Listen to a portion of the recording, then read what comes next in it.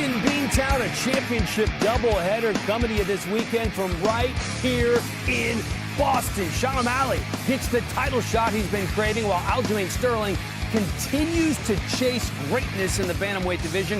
And Zhang Weili defends her title against Amanda Lemos. 24 fighters set to weigh in over the next hour and a half, and we will be right here every step of the way. This is the official 292 weigh-in show coming to you from TD Garden, and what a crew we have here today. Dean Thomas, one of the pioneers of the UFC. Look at all the fans that are here coming to see us this morning, Dean. They're all here to see you. Everybody here. Woo! They're all here to see Bilal Muhammad, the #3 welterweight in the world, and of course, the Hall of Famer, the champ, the rating weigh-in show title holder, Daniel Cormier.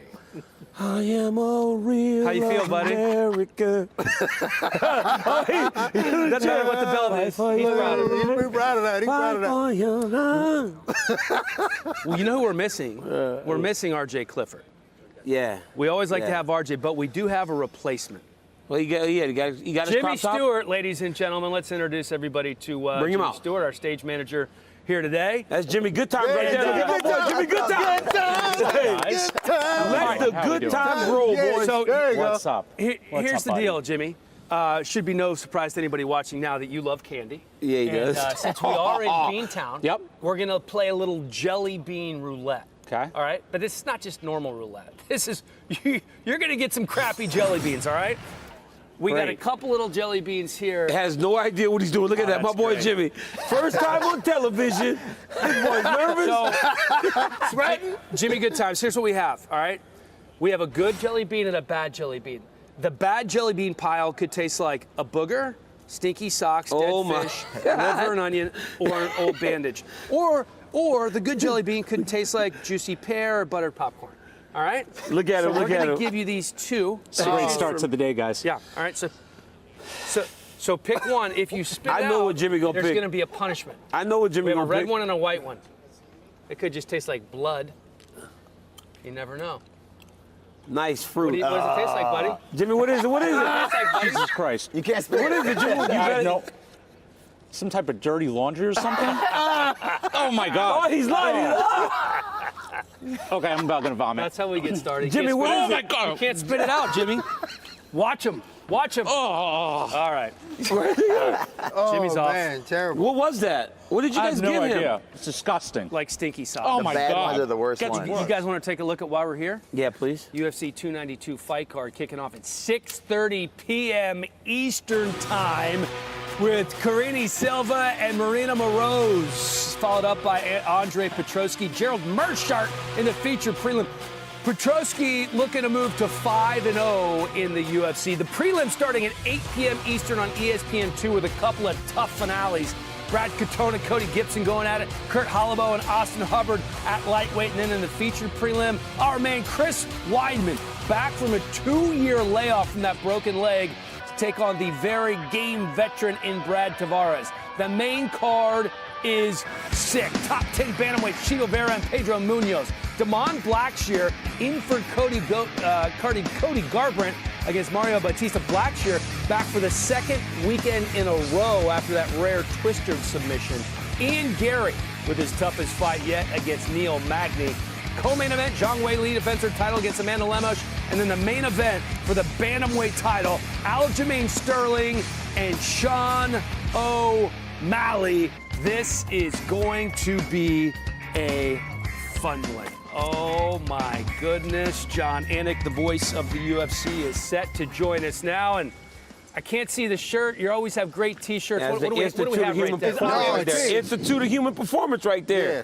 Oh gosh. There it This is why it's hard in Boston, man. I know, I shouldn't They're teed 'em spoiled, they win so much. Look at him. And it even makes a good guy like John Anik arrogant. That a is good true. guy like That John is true. Anik can be arrogant in Boston. It's sad, man. When you're from here and you've had the success over the last 20 years, that's what you do. When I was in D.C. growing up and we won 3 No, Super Bowls, that's no. what we did. Man, get out of here, man. What are you talking about? John Anik, I appreciate it. I appreciate it. I love the pride. We're in Beantown. Listen, this is your native land, man. Enjoy every second of it, buddy. Right? No, I was all excited to wear my Entering Titletown sweatshirt that was gifted me by our supervising producer, Zach Candido, but it's 85 degrees in here, so alas, we're representing the Institute of Human Performance. But I was born in the 1970s, Hellcat, right? We put in a lot of lean years. I was a Patriots season ticket holder when they were the laughingstock of the NFL. So, yes, there have been 12 championship parades over the last 22 years. So we put in the time, and now we're going to celebrate, and we'll go towards arrogance if that's what DC wants to call it. Nobody knows arrogance like DC in it. Come on, we know this. All right, let's talk main event. Aljamain Sterling and Sean O'Malley. We talk a lot about legacy in that Gaethje-Poirier fight in Salt Lake City. Is this a legacy fight for Aljo? I think it is. Now, I've been widely criticized for suggesting that even if he were to lose by head kick 30 seconds in, that Aljamain Sterling is already the greatest bantamweight of all time, superseding my dear friend Dominic Cruz. But when you look at the numbers and the scalps on Aljo's resume, with respect to Cruz, Aljamain Sterling has more wins in the UFC than Dom has combined wins in the UFC and the WEC. And when I look at this modern era and the strength of schedule for Aljamain Sterling, I think he is already the most accomplished 135-pounder of all time. But you add a win over Sean O'Malley, who I think is the best striker he will have ever faced, to that resume already, and then I think you make him undeniable. So it's a big fight for him. I just don't think that it's as legacy-driving as some might suggest. Sean O'Malley trying to become the second fighter from Dana White's Contender Series to win a title. I feel like he always has kind of the same spirit, the same energy. What has he been like this week?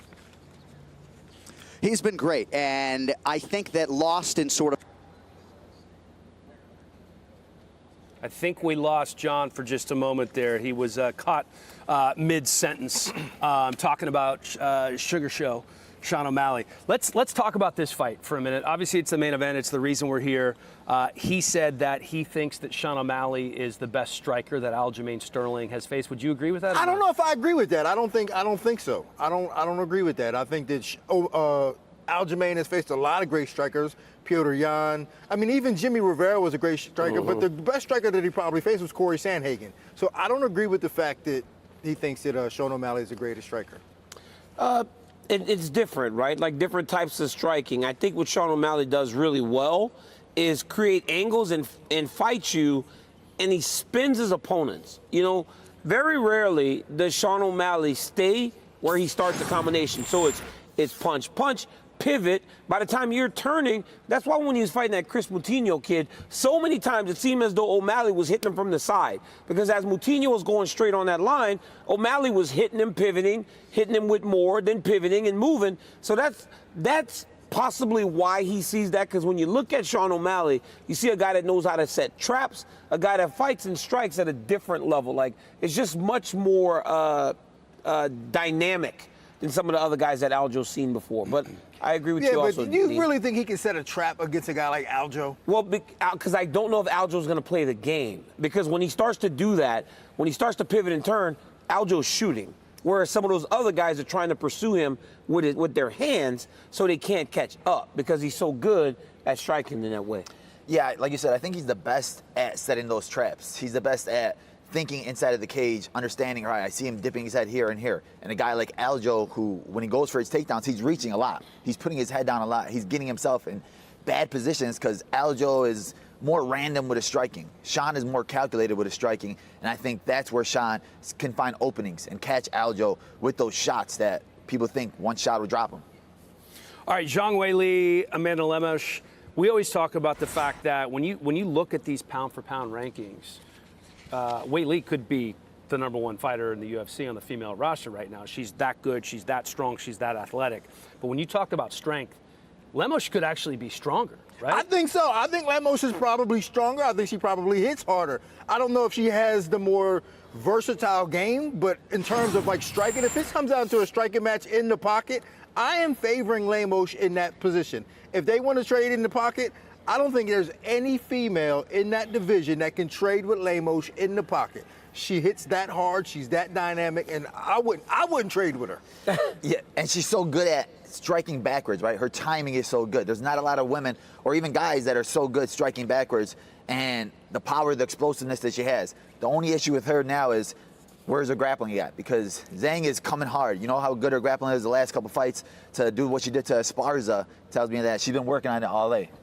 You know, I was touching his hand last show. Everybody's like, look at DC playing hands with Bilal. I would do this to him, and Bilal's all. I got comfortable with it now. So, let me tell you something. Zhang Weili to me, and I've said this before, is very tough. She's very good, and I once said she's the greatest athlete of all time. It was when she picked up Francis. The dude was 300 pounds. She was these 300 pounds. But for Amanda Lemos, she's got to land. If she doesn't land, it'll feel like she's going to get outclassed. Are you guys ready for the weigh-ins? Yes, we are. Sugar Sean O'Malley. This is a weigh-in show. There he is, the Sugar Show. With the shades on. Sean O'Malley, the first one on the scale. 135, the official weight for Sean O'Malley. Championship weight for Sean O'Malley. Guys, look at him now. He looks a little drawn out, but I interviewed him on Wednesday. Didn't even look like he had started cutting weight. These guys are mastering being depleted and dehydrated for the shortest amount of time that they can, and they're making the weight effectively. It's crazy. I love that. Yeah, it's so smart. All right, next fighter to the scale, one half of the co-main event. UFC strawweight champion making a defense this weekend, Magnum Zhang Weili. Here comes the champ. I think the best pound-for-pound woman fighter in the UFC. I'm excited to see what she brings tomorrow night. I want to see if she comes out with the grappling early, right? Because see where she's at. 115, the official weight for Zhang She Weili. looks fantastic, too. It's like, That's a great shit. At what point does Zhang Weili become that dominant champion that so many people expect her to be? Because when you watch her and she's on her game, it's like, how does anybody ever beat her? All right, next fighter to the stage, the gentleman around whom this fight card was built, the reigning, defending, undisputed UFC bantamweight champion, the Funk Master, Aljamain Sterling. I agree with John when he speaks about Aljamain Sterling in terms of where he stands in history. Now, if you remember, Aljamain Sterling, when he fought Henry Cejudo, he was last to the scale. It was very late. Him being early is very important. And he's smiling. And he's smiling. He doesn't look nearly. 135, the official weight for the champ, Aljamain Sterling. He doesn't. 135. And with that, your he UFC doesn't look 292 nearly as depleted as he did in Newark. No, he doesn't. So while he maybe didn't want to fight as soon, that might play to his benefit. The fact that he's made weight twice in such a short period of time. Well, that was what he told me. I talked to him about that. He said he thinks that he's getting me by catching me early. All right, next fighter to He the said scale, the fact competing that in it a is early, prelim I in didn't the get out UFC of women's shape like I flyweight normally division, do, so I don't have to Marina cut as much weight. Moroz. Yeah, he looks good and sounds good all week long. Here's Marina Moroz facing Karini Silva for the second time. Last time 9 years ago in Brazil, very early in their careers. Marina won that one in the first round with an armbar. As we await the weight. 125, the official weight for Marina Moroz. Marina Moroz always training really hard down in South Florida. With American Top Team. Yes, American Top Team. Very fun, very nice young lady. Yeah, Every time you see her, she's All right, very next fighter pleasant to to the be scale, around. competing in a bantamweight prelim, the Ultimate Fighter finale, live on ESPN, Cody the Renegade Gibson. All right, here comes Cody Gibson to the stage, DC. Yeah, Cody Gibson, one of the guys that's fighting to become the Ultimate Fighter, was so confident in our fighter meeting the other day, but he understands and recognizes this is a guy, Bilal, that I coached against. 135, the official weight for Cody Gibson. 135 for Gibson. I coached against him in a state tournament in California. One of his guys, he was training out in Visalia, wrestled one of my guys early in the tournament. Look at the size of this guy at 135, though. Even Aljo was like, dude, he's huge. Him and Aljo both fought each other in their debuts. Punisher Yep. Pedro Munoz. My name is Pedro Munoz, and I'm fighting out of Coconut Creek, Florida. And this is for Dean Thomas. Hey, Dean, last time we rode, do you remember that? Hopefully, the next time we roll, you got a little better because I won't take it easy on you, homie. Respectful Dean. And Pedro's the nicest guy. No, that's my dog. I used to do Pedro's scouting reports. I would do all his video scouting reports All right, also back when I was on competing American on the Top Team. pay-per-view But that's main my guy, card, though, also man. in the Pedro bantamweight is my division, He's the all rising whipping your contender, ass. He did brought me up. Bautista. Pedro weighed 135. Hey guys, Mario Bautista fighting out of Phoenix, Arizona. I got 3 first-round finishes. How do you think I'm gonna get it done this time? This kid is talented, man. He's a tremendous wrestler. 136, the official weight for Mario Bautista. 136 of Bautista. I called this fight at the Hard Rock Cafe, or Hard Rock, earlier this year. Tremendous young fighter, man. This morning, he's one to watch. In the UFC women's flyweight division, Natalia Silva. Now, Natalia Silva, I was just recently watching her fight in the locker room, and I mean, she's so good. She's so fast. She's like so aggressive in her approach, and she's on a run now. Now, when Natalia Silva gets a hold of you, Dean, she's something else, man. Very rarely do you watch a fight, just kind of watching and go, hey, man, she good. I know, right? 125, the official weight for Natalia Silva. 125 for Natalia Silva. She hit the girl, rocked her with a left hook, and then hit her with 3 straight head kicks until the referee said enough. She threw 3 head kicks in a row, bro. She is good, man. Next fighter to the scale, competing in a prelim on ESPN in the UFC's middleweight division, RoboCop Gregory Rodriguez. You know, Gregory Rodriguez is a guy that will dominate you physically, but one thing about Gregory Rodriguez that stands out to me is his toughness. He can put you down and take you and beat you on the ground. But his toughness and his physical ability is something second to none. 186, the official weight for Gregory 186 for Rodriguez.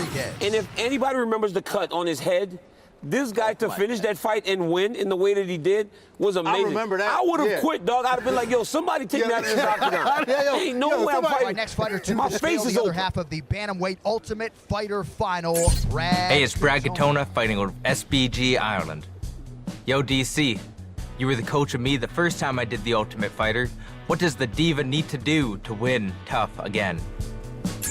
Yo, this guy doesn't get along with people because he's a little different. But boy, can he fight, huh? I was just about to say, every season there's that one guy who's that guy. Brad Katona was that guy on this season, the self-proclaimed diva. But, man, this is his second time. You got to give him his props for being able to go through that experience, being in the house twice, man, because I did it one time and it sucked. They said for him to go through it twice or something else. They say he manipulating the show. They say he got 3 blankets, everybody else got 1. He got 4 pillows. This dude that manipulated the show. 5-ranked strawweight contender competing for the world title here on Saturday night, Amanda Lemos. Man, this young lady here is the definition of power, power, aggressiveness, and just finishing ability. You know, when she went into that fight at the Apex, she got the standing arm triangle. Then she went against Marina Rodriguez in New York City, and it was going to be, Marina was supposed to get the title fight. She went out there and dominated her. I remember She has so much power in her hands and so much belief that she can put anyone out if she lands, that it makes her so dangerous. And she is on weight. 114. The official weight for Amanda Lemos, and with that, your UFC strawweight title fight is now official. Title fight is official, and you love to see the challenger come in underweight, ready. I was surprised yesterday watching her and Weili next to each other. Weili is massive compared to Amanda Lemos. Next fighter to the scale. First fight on the main card, live on pay-per-view, the number 6-ranked bantamweight contender, Marlon Chito Vera.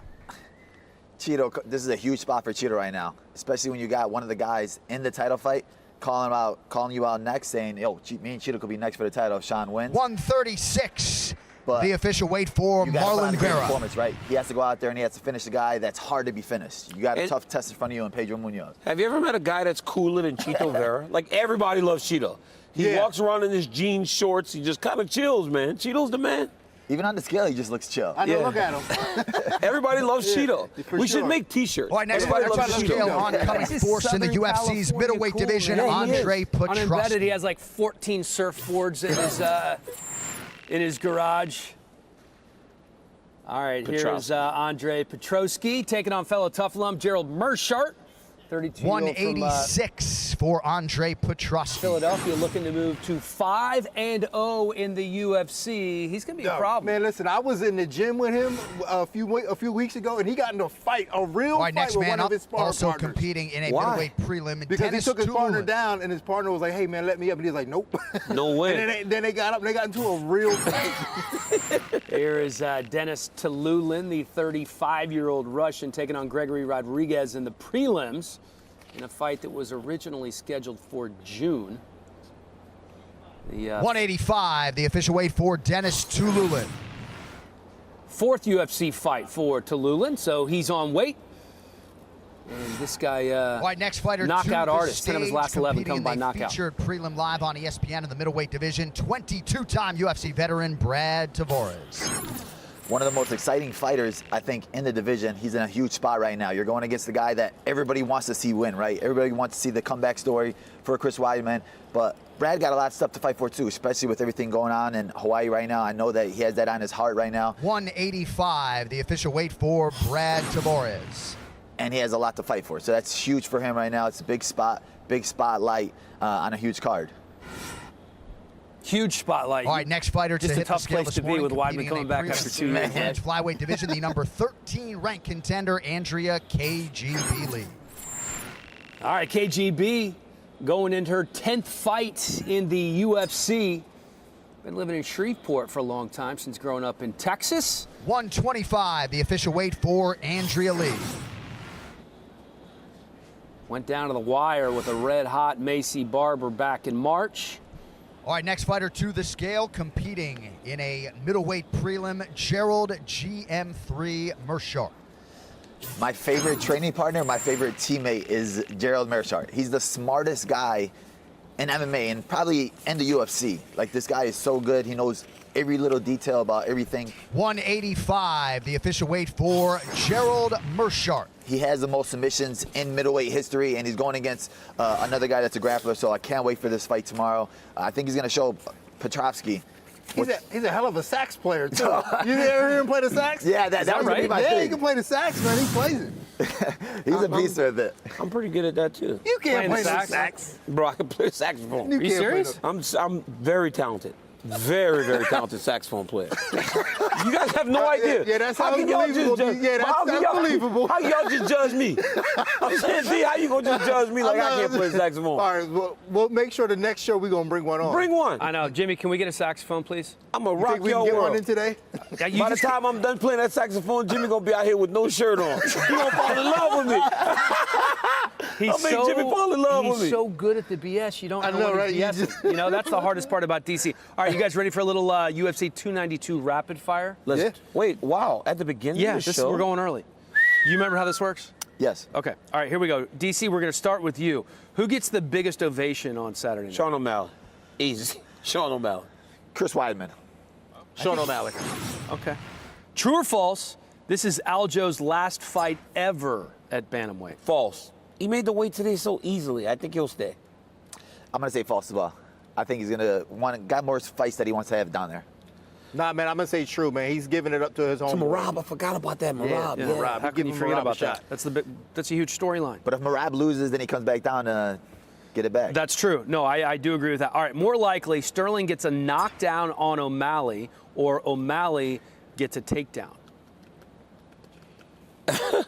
Neither of these is No, going to happen. you have to pick one. It's one or the other. What's I'm more not likely? supposed to pick fights. What's so more anytime likely? You say pick, You're not picking anytime the you fight. say pick, I'm out. More likely. What's more likely? You're speechless. Yeah, it's a hard one. Aljamain getting a knockdown. Henry Cejudo had trouble taking him down. What do you have, Lau? I think I'm gonna go with Aljo. If Sean's just thinking about the takedown the whole time, that's when Aljo could catch him with Habib something. did drop Connor, so yeah, let's Habib go got Aljo. power though. I'm going the other way. Boy. I think O'Malley getting a takedown is more likely. Kurt Halabaugh. Step into the weigh-in stage, Dino. Kurt Halabaugh, the unofficial, official Tough 31 BMF champion. I named him that because he beat Jason Knight on the show for the BMF belt in my eye.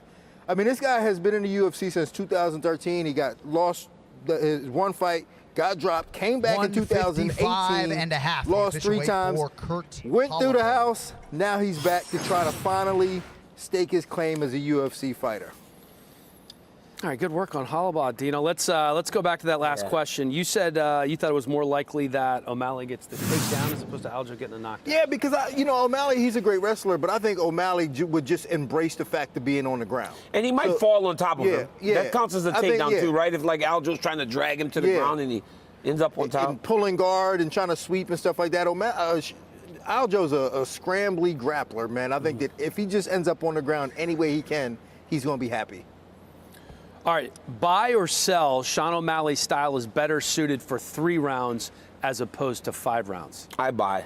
It's explosive. He's got a lot of explosive, and yeah, I buy. Plus, I've never seen him in a 5-round fight. We haven't. Nobody has. Yeah. I wonder because he did fatigue a little bit when he fought Piotr Jan.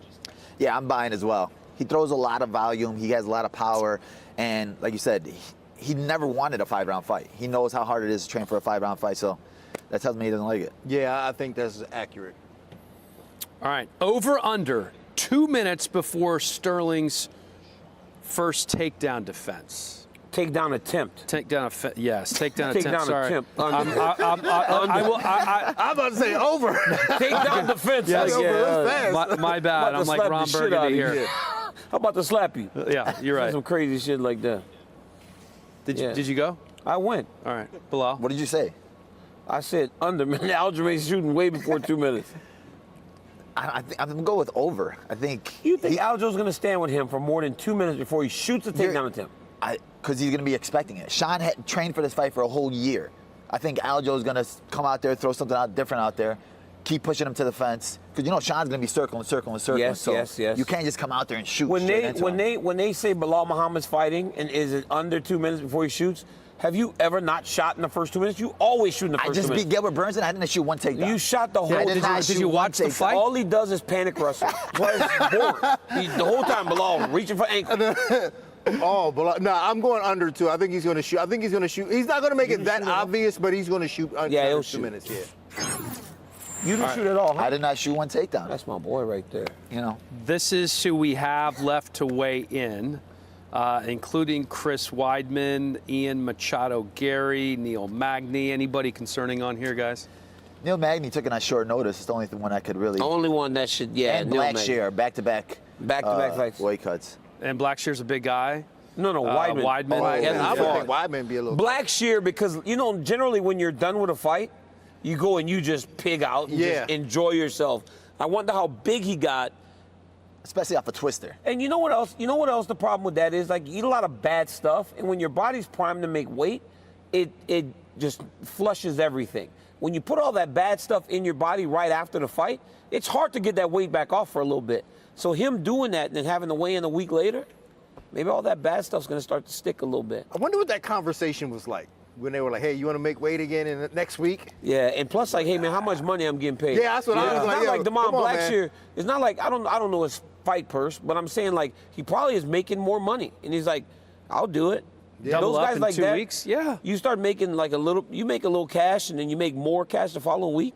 It could change things for you. And then I think he got 50 grand last week, didn't he? He got 50 grand. Yeah, he got 50 grand. I'm surprised they went to him considering how deep the division is. I mean, there's a lot of guys in the division that could have took this fight, but they went to him and he took it. But I think Bautista's, that's a tough opponent. So a lot of these guys probably looking at him like, bro, I'm not going to fight this guy on short notice. Blackshear thinks there's no danger in the Bautista fight. He does not believe Bautista has anything for him. Anything. Really? He said there is no danger areas at all against Bautista. But that's the confidence you have after getting a twister a week before. Yeah. He said he took this fight because of the specific opponent. His coach said if it wasn't this guy, they might have said no. They feel that confident in Bautista. Well, and he thinks it's going to be an easy paycheck. Going to be interesting to see if that comes to fruition. Aljamain Sterling going to be joining us live on the official UFC 292 weigh-in show in just a matter of moments. All right, continuing with rapid fire here. Fact or fiction? Zhang Weili will break Joanna's record of 6 strawweight title wins. DC, we start with you. Fiction. I think she should. She has that ability, but the confidence, I don't know, because she seems to stumble. I don't understand why. I'm going to go with fiction. You got Tatiana Suarez standing right there, and that's a tough girl to beat. I forgot about that. Yeah, I'm going to have to agree. Fiction. Tatiana Suarez is going to be. And also, you know what's crazy? Like, Joanna Jędrzejczyk did it when the division was new. I don't know if anybody can do it at this time. It's the best female division we have, 115 pounds. I don't know if anybody can win 6 title defenses in that weight class anymore. Let me ask you this in rapid fire. Name one Amanda Lemish's biggest advantage in this fight. Give me one advantage that she has in this fight. Power. She hits harder, like Dean said. She has nothing to lose, so she can go out there and leave it all on the line. I'm going power. Did you see when she hit Angela Hill's face? Yeah, she was dude, like, she- "Boo! what the Oh hell?" my God!" She took a. She said, "Oh." All right, true or false, Zhang Wei Li has been too inactive over the last few years to optimize her potential, DC. I'm gonna go ahead and say fact, right? There's a little bit of a difference, right? You get better with consistency, and she hasn't been as consistent. It was true or false, by the way. Can you listen to the actual question, please? Just listen. It's not that hard to listen. I've literally developed an ability to just block you out. Just like my wife, bro. Yeah, I'm like your wife. Right? Just like my It wife. works for- but we just look at your pretty face. All we want you to do is look pretty. You look pretty. I would say she'd be laughing if she's watching, but I she's look not at you, watching. Helly, like this, and I'm like, oh, he's very cute. And I touch just have no idea what you're saying. Don't touch me. Not true. Especially with the hair, you should have saw Well, him in you the see the mirror. You bullshit see him in the after mirror. you Oh, doing he the was hair today? tripping, wasn't he? All right, Bilal. You remember the question? I'm gonna go false. Yeah, I think that He did it too. she's always. No, he did it it's properly. False, true or Fact or false? fiction, right? No, it was true or false. No, it's true or false. Good job, Bilal.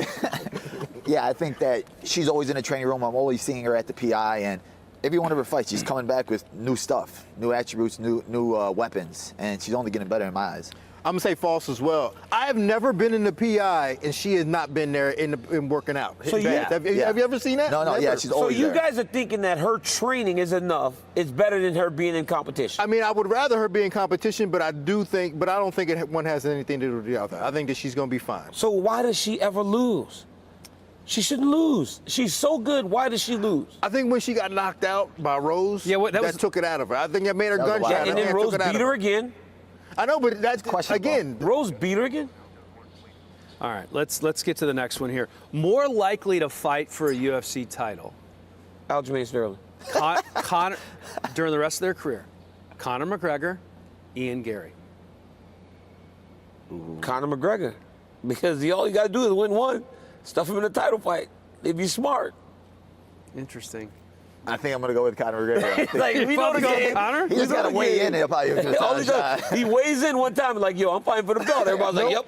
I'm going Ian Gary, man. There's too many question marks with Conor, whether he's even going to fight, you know what I'm saying? So, like, and then if he does fight, he's got to win. So, like, He has a No, three-fight he don't gotta plan. win. Yeah, he don't but- gotta win. yeah. He fighting Michael Chandler, and Michael Chandler gonna stand with him the whole time, so he might win that one.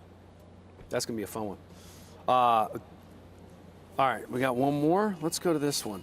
More iconic win, Weidman over Silva, Bisping over Rockhold. This is tough. Weidman over Silva. It's easy. Dude, nobody thought he was gonna beat Anderson Silva. That was one of the greatest moments in UFC history. Nobody thought Bisping was coming off a movie set 2 weeks but it's notice, different, taking right? on your It's Anderson teammate. Silva versus Anderson Silva, and we all know how you feel about Luke Rockhold. So it's like, I love Rockhold. No, you know what you said? Pull the footage. Don't do this again. Don't do this again. People hammered me over I that. know they did. Sorry, Luke. I'm sorry, Luke. Go ahead. Chris Weidman over Anderson Silva. Like Anderson Silva, he was untouchable at that time. Well, he hadn't lost in the UFC, Yeah, right? like Yeah. the stuff that he did, he was in the Matrix 90% of his fights. So I don't think there's a bigger fight than that. Yeah, the Anderson Silva fight, when you watched it live, like, you couldn't believe your eyes. Like, I remember I was watching it live, and I remember when he got hit, I thought it was fake. I thought he was joking. I couldn't even believe that had happened to him. I was literally tearing up. I was like, no way, this just happened to Anderson Silva right now. It was like one of the hardest things I've seen. All right, over under 3.5 Hall of Famers on the UFC 292 card. Over under. All right, so we have you have Aljo. Wait, You have stop. I don't even want you to tell me the names because I'm so studied. I'm so studied. Is that right? Yeah, that I'll tell you who. Okay. Weidman's going. Aljo's going. Zhang Wei Li's going. Over 3. Yeah. But that's that was- that was that's literally- three. that's It's three. 3.5, so you need one Oh, more. 3.5. Smarty pants. So Aljo, Zhang, Weidman. yeah. You That's wanna, it. You want Under. You want to give you some other names? No, I don't need another name. I know the card. I know who's fighting. Okay. Oh, so just future potential? Future potential? What Yeah, do you think? 3. Not at this very moment. Oh, Gary, Cheeto, O'Malley. I don't know. Yeah, I'm going under 3.5. Okay. I'm going over. I think a lot of those names had potential to be some of the best fighters. Okay. I'm gonna go over too. You know, Neil Magny. You know what I'm saying? You know, Bro, I mean, don't do that because like I got an issue with this Hall of Fame. I know thing. you do. I know you already do. know, like I got an issue with this Hall of Fame. It's like thing. once you get in the Hall of Fame, you guys become the cool club, and you don't want to let nobody in. It's not even that. It's like I love Neil Magny, but it's like, what is he gonna get in for? Fighting more than anybody else. Y'all know how I feel about that, so. Don't make me do this to Neil Magny. I know. You're just like Deion Sanders, right? You want your own separate wing, first ballot guys. Dude, and I love that. I love that idea. You want to put these guys that in the Hall of Fame? Give them a different jacket. We wear the black ones. They get to wear like red ones. That's put ridiculous. Put a red one for the other guys. All right, you know who I'm going to bring in? A future Hall of Famer. Absolutely. In Aljamain Sterling. No trying question to about defend his title here in Boston once again coming up on Saturday. Aljo, can you hear us okay?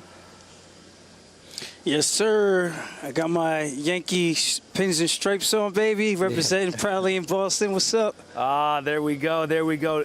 Hey, man, it looked like it was easy making weight for you. We know you're going to be putting some of that back on coming up here over the next few hours. But what was the weight cut like? Was it as easy as it seemed? I would say so. It's never easy, but for what it is, I think this is one of the easier weight cuts, or should I say smoother weight cuts. The last time in Newark, the room was really, really cold, and that made things a little bit more difficult. It took about an hour and a half, almost an hour and a half longer than what it would normally take. There's been so much talk about legacy in this one, and we've been talking about the greatest bantamweight ever, seemingly for the last couple of months. O'Malley says that's you. What does this fight mean to your legacy? It's another ruby in the belt. That's simply all it is keep adding names to the resume, and that's really, I mean, I'm trying to beat the who's who's of this division. O'Malley's the next big thing in terms of hype, so let me go out there, take care of this guy, smash him, dominate, and show my presence and everything that I've been able to do in this sport thus far. I've been with this company almost 10 years, next year, February, and I plan on putting that all on the line Saturday night. Aljo, from where you started UFC 170 to today, did you ever imagine that this was the career that was ahead of you? I mean, you and I, when you made your debut, I was on the same fight card as you. And what you are today is so massive. Did you think you'd become a champion that's dominated in the way that you did?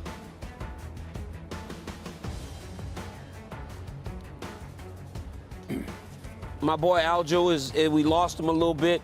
We are talking about a guy that, Dean, on the first night that he fought in the UFC, I was fighting at UFC 170. The dude won the fight. He actually fought against the kid, Gibson. Cody Gibson. Yeah, who's Cody fighting Gibson, for the UFC Ultimate Fighter tonight. I don't know if anyone expected this from Aljamain Sterling. And look at what I'll he's tell become. you who did. Matt Serra did. I remember talking to Really? Matt Serra about him, and he was just like, yo, this guy is he's different. He's special. The way he grapples, the way he puts things together is very hard to contain him. He's just different from everybody else.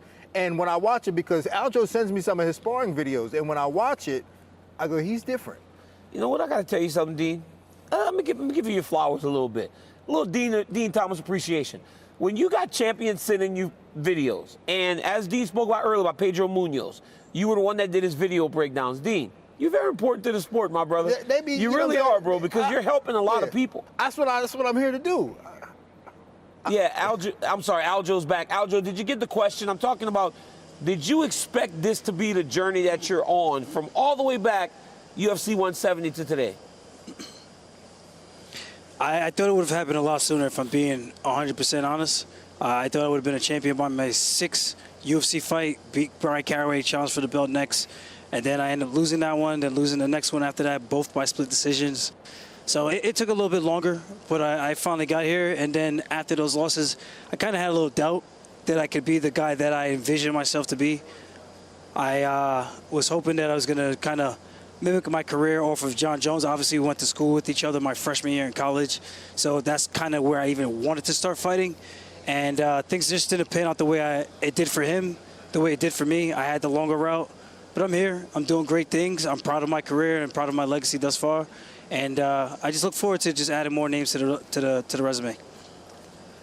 Aljo, when you're talking about names, He's doing it Oh, again. he did not want to talk to Bilal. He did not want to talk to Bilal. He said, all right, man, peace. Yeah. Oh, it's raining outside. Yeah, can you hear it? we just Pouring. I can hear it. We just trained in Nashville when I was down there. Aljo came down there to be with his teammate, to corner one of his teammates down there, and I got to spar with him. And just seeing how big he is in front of me, and I was like, okay. And just seeing how he moves in there. We were just going light sparring, but you know, the fact that he's willing to spar with me two weeks before his fight, I'm like, oh, okay, this guy's confident. And then when we're light touching, the stuff that he does, the angles that he does, I was like, oh, your striking is a lot better than people give you credit for. So I was just gonna ask him some stuff about that, but like going with him, I could tell that he has an awkward style. There's not like a lot of planning with the way he strikes. It just goes out there and flows. The funk master, man. He's funky. But you know what he is? I think he's a lovable guy. I think he's a likable guy, but the UFC fan base does not see it that way. He gets booed out of press conferences. He got booed in Newark. He's from New York. Yeah, it's incredible. Oh my God. So we're talking about him potentially being one of the best bantamweights of all time. It's not like he plays the role of heel. I feel like people are still going back to the way that he originally won the title, even though he came back and fought Petr Yan again and beat him again in a different fashion. But is that the whole reason that people haven't fully embraced Aljamain Sterling yet? Well, I mean, it's the mob mentality. Everybody likes to just get behind whatever's popular at the moment. I mean, Aljamain Sterling has been a company guy, essentially. And we always kind of put a negative connotation to the word company guy, but he's always done everything the company's asked him to do. I remember even before he was champion, he was like, listen, I want to do the media. I want them to promote me. I want to be pushed. And that's the way he's always been. Now that he's champion, everybody hates him. And to me, it's one of the biggest mysteries in all of MMA, and I absolutely hate it. I think it's that anti-hero type of thing. People love the guy that stands out against what they perceive as authority. It was the old wrestling thing with Stone Cold Steve Austin. Everybody loved Stone Cold because he was a bad guy, but not actually a bad guy. And I feel like that's the case with Aljo. He doesn't go against authority. He shows up. They say fight, okay, fight. It's all about the idea that he stole the title from Petr Yan. People just ignore that he came back and beat the guy. He beat him in it was a close fight. It was a close fight. But he won the fight. How do you ignore that? How do people ignore that? I don't understand. It wasn't as close as people say, though. He won the first 3 rounds. He won the second round very dominantly. He did a great job. But they all want to point back to the fact that when Petr Yan was winning and need him, that's not his fault. They just hated the visual of him rolling around on the ground and everything. And it's so stupid because this guy is going on to beat all the best bantamweight champions that we've seen in a really long time. And he's stepping up. He's fighting again after short notice. Like, people don't realize how hard it is to go back-to-back that quickly and to have your camps back-to-back that quickly when he really didn't want to. So, like, you're expecting people to cheer for him now, be happy for him now, call him, oh, man, he's a beast. He's a real BMF doing back-to-back camps like that. But, like you said, mob mentality. The fact that... I'm sorry. Go ahead, Bill. Go ahead. No, finish. I was going to say mob mentality. Like, the fact that some people are booing him, it makes everybody else want to boo him. Kind of like me when I got poked in the eye by Leon Edwards.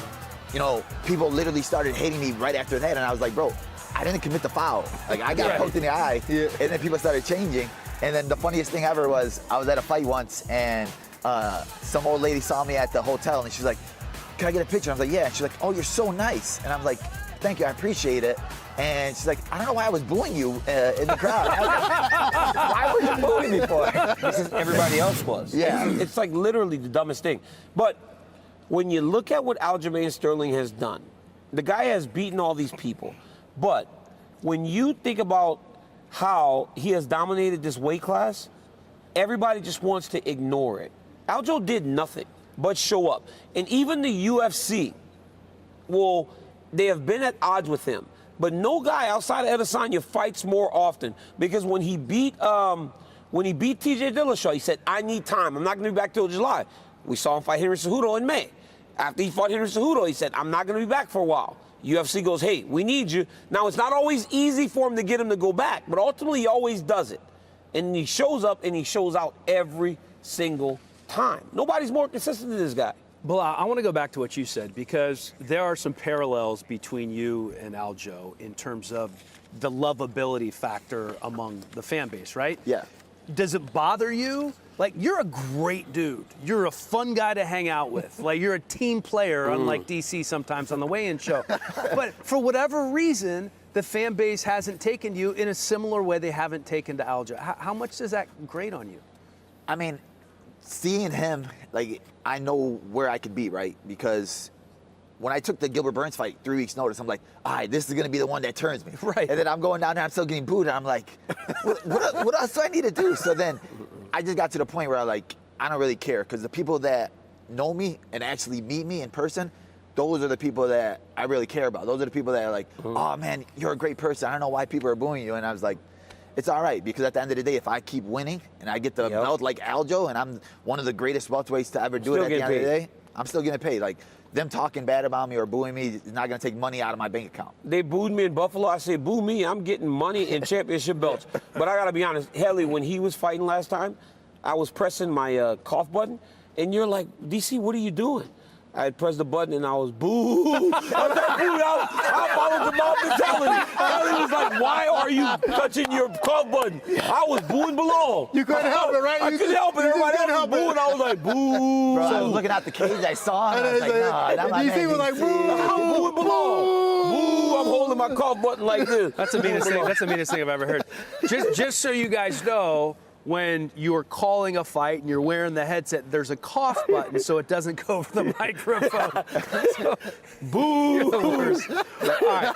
Throwing popcorn in the octagon and shit. Let's talk top 5 bantamweights of all time, because that's been a big topic of conversation. Who do we want to start with, guys? Let's start with Dino. Okay. Go through my list. All right, at 5, I got Renan Barão, because when Renan Barão was dominating, he was the absolute man. It was a big shocker that actually TJ Dillashaw beat him. Coming after that, I got Uriah Faber. He was the man in his time. Can't stop him. Then TJ Dillashaw. Man, what can you say? I mean, okay, he got his little yeah, he got that question mark. He got his asterisk, but he still was a dominant force in the division for a long time. Then Dominic Cruz. I know DC probably hates to admit it. But I got him at number 2. Dom, I'm sorry. I know you like to be the number 1 guy, but I'm sorry, because at number 1, I got Aljamain Sterling, because his body of work cannot be touched. Go ahead, Bully B. I mean, you don't got Henry Cejudo on there. Henry Cejudo was actually a champion at bantamweight, and Uriah Faber wasn't. Uriah Faber, a lot of his best work was in WEC at 145. But, I mean, you didn't do your research, so, okay, my list. I'm going to go with Aljamain Sterling, number 1, who I think is one of the best guys to ever do it at 135. Dominic Cruz, I'm sorry, but I'm going to keep you at number 2 right now. TJ Dillashaw, definitely one of the best guys. Renan Barão, his streak was one of the best that we've ever seen at 135, and in his time, he was one of the best. And then Henry Cejudo, number 5, double champ, you have to give it to him, and I just think that he's still going to continue on growing his resume. All right, we do have a fighter weighing in right now, I believe. But first, let's go to this list. I don't know how you can't argue at this point that Dominic Cruz, the 2-time UFC champ, is not number 1. There's no debate in my mind.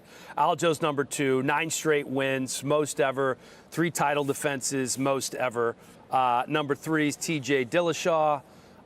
Then you have Cejudo and Barão. This is the best list that we've seen. No. I'll give you guys the real list. I'll give you the real list. Number 5, I got Petr Yan. Let's not forget that Petr Yan was defending his belt and doing his thing right before Aljo came. Renan Barão, same reasons you guys. Dillashaw, Dominic Cruz, then Aljamain Sterling. Here's the point that I'm going to make my list on Aljo. John said it. Chris Weidman's weighing in. Let's do that before I give you my point. All-American Chris Weidman. Weidman back for the first time in 2 years. Gruesome injury. Had him on the sideline, but he said he feels better than he's ever felt in his entire life at 39 years old. 186, the official weight for Chris Weidman. 186 for Weidman. Hey, you think you want to come back until you're doing this. Right? Yep. You're like, oh, my God, cut this weight. And Chris did it. If you've watched the weigh-in show before, you know that there are certain fighters that generally have a little message for us. We pop up a little box with them talking. Weidman has one for us. Let's listen. What's going on, guys? I'm Chris Weidman, and I am fighting out of Fort Mill, South Carolina. All right, all you weigh-in people out there, you guys know I'm the best weigh-in guest there is because DC, he says it. He tells me behind the scenes that no matter who they've ever had on as a guest, including Bilal Muhammad, and definitely Dean Thomas, that I'm the best, most charismatic, best personality, best talker, best everything to be on the show. But Daniel Cormier, I got some things to say to you. Don't cheat on today's show. Bilal Muhammad, you're a good dude. I remember your name, but you can't beat me. What can I say? And Dean Thomas, stop trying to take my jobs, bro, when I'm on hiatus trying to get a win in the UFC, all right? It's not going to work. It didn't work with SiriusXM. It's not going to work with the UFC. And Laura Senko, I'm sorry you're not there right now. Dan Helly, bro. Step up your golf game. Can't wait to see you soon. And that's all I got. Man, listen, first off, he represented South Carolina and not Long Island. Can you believe that? Sellout. He's Carolina Chris. You a sellout. He a Chris sellout, Weidman. man. Carolina Chris, this dude over here talking trash. He good, though. I ain't gonna lie, pretty good. He charismatic. He fun to be around, but I might not bring him back. I might fire him. I might fire him after this. Yeah, He man. doesn't let you touch his hand. All right, Nah, he don't let me touch. Your hands are cold, bro. What's wrong with you? He's so nervous. His hand's so cold. Dude, it's like 50 degrees in there. He's so cold. Wait, he dead. Can I say make my point, please? Yes. On why you said there's no argument that's Dominic Cruz being number one. Dominic Cruz the other day when I said Aljamain Sterling was the greatest bantamweight of all time, he messaged me, DC, get your information right before you do it because you should use WEC. John Anik just said something I didn't know because John Anik is the smartest guy in the game. He goes, Aljamain Sterling has more wins in this division than Dominic has in WEC and UFC combined. So how can we question That's what whether or I'm not saying. Aljo's number one? That's what so I'm yeah, we got the saying. information now, Cruz. We got the information now, and it still proves that Aljamain Sterling is number one. My He's man. FaceTiming you right now. Damn, it's already showing up. There you go. Dominic got magnets in his ears. You talk about him. I know. I hope somebody clips that and sends that to Dom right away. That's not going to take long for him to respond to that. But let's talk about the All-American. Let's talk about Chris Weidman. 2 years, and not just coming back from any injury. This was a gruesome injury. This is one of the worst injuries we've ever seen inside of a UFC octagon. And he said a number of times he wants to test that leg early in this fight, and joked about the fact that he hoped Brad Tavares wouldn't check the kick during his press conference. But the intestinal fortitude to train for as long as he did, to come back for a fight at this stage in your career. You've already crowned him. You've said he's going into the Hall of Fame. He doesn't need to fight, but he wants to fight. Yeah, he wants to fight. And honestly, there were some dark days for Chris Weidman. I would like FaceTime with him because Chris and I had known each other for a long time. Obviously, he's on the show, and he would sit on the same spot on his couch. I got familiar with the placement on the couch because he was always just down and out. And you didn't see a guy who is so full of life. You didn't see that twinkle in his eye for a while. And then he started to come back when he started to get better. So for him to be here is a massive accomplishment. But he doesn't want to just get here. He wants to do well and try to contend for a championship again. But that injury, guys, was nasty. And there's an E60 that's going to come out on Chris later in the year where they document his recovery, his role, and everything. And there's an angle that the UFC didn't show of the leg break. And it shows the bone pop out. It's bad. And it's on E60. I'm glad the UFC didn't show it because it is very gruesome. This injury was nasty, man. That's supposed to come out in November, by the way. It's going to be similar to the Alex Smith documentary. It's you remember nasty. how? Yeah, I remember Alex Smith's leg. That was tough. Bad. Yeah. And his recovery was bad. Alex Smith had issues, man, on his way back. But if you remember, Alex Smith came back. He played one season. He had a successful season with for the them, Redskins, right? Yeah, for the Washington football team. Now the Commanders. At that point, it was the Washington football team. I was actually there for the Lions the first game he came back and started. Oh. And it was so emotional for him. And at that time, his coach was battling cancer. I just wonder if for Weidman, does he come back? Does he fight once? And then he just wanted to prove to himself? Or does he want to come back and try to win a title? The way he's talking, he keeps saying, I want to fight for a title. He took offense to being on the prelims right now, right? He says, I'm that guy. I should be on a pay-per-view. I'm going to show you guys how good I am.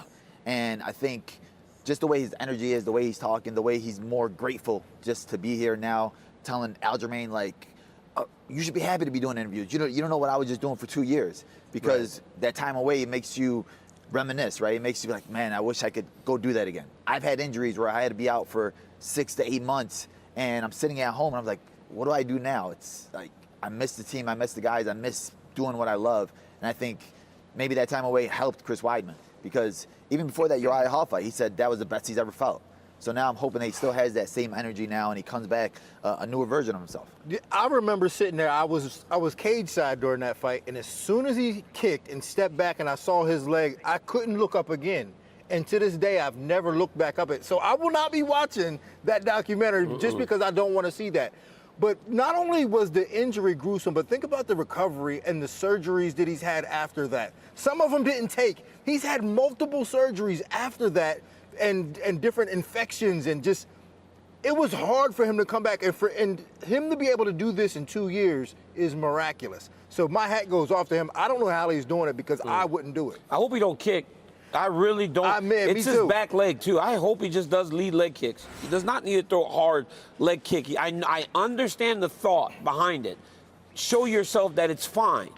But, boy, could you imagine? Just don't do it. Just kick with the lead leg. If you can walk, that's fine. You can walk, bro. Because for a long time, he couldn't walk. Isn't it better just to get it out of the way? No. I understand the thought, but you don't have it's a to scary do it. thought. But you don't it's have not like to do Chris it. is a great kicker. Chris has never been like a great kicker. He throws kicks, and he even admits that. He goes, they're not pretty, but they're effective.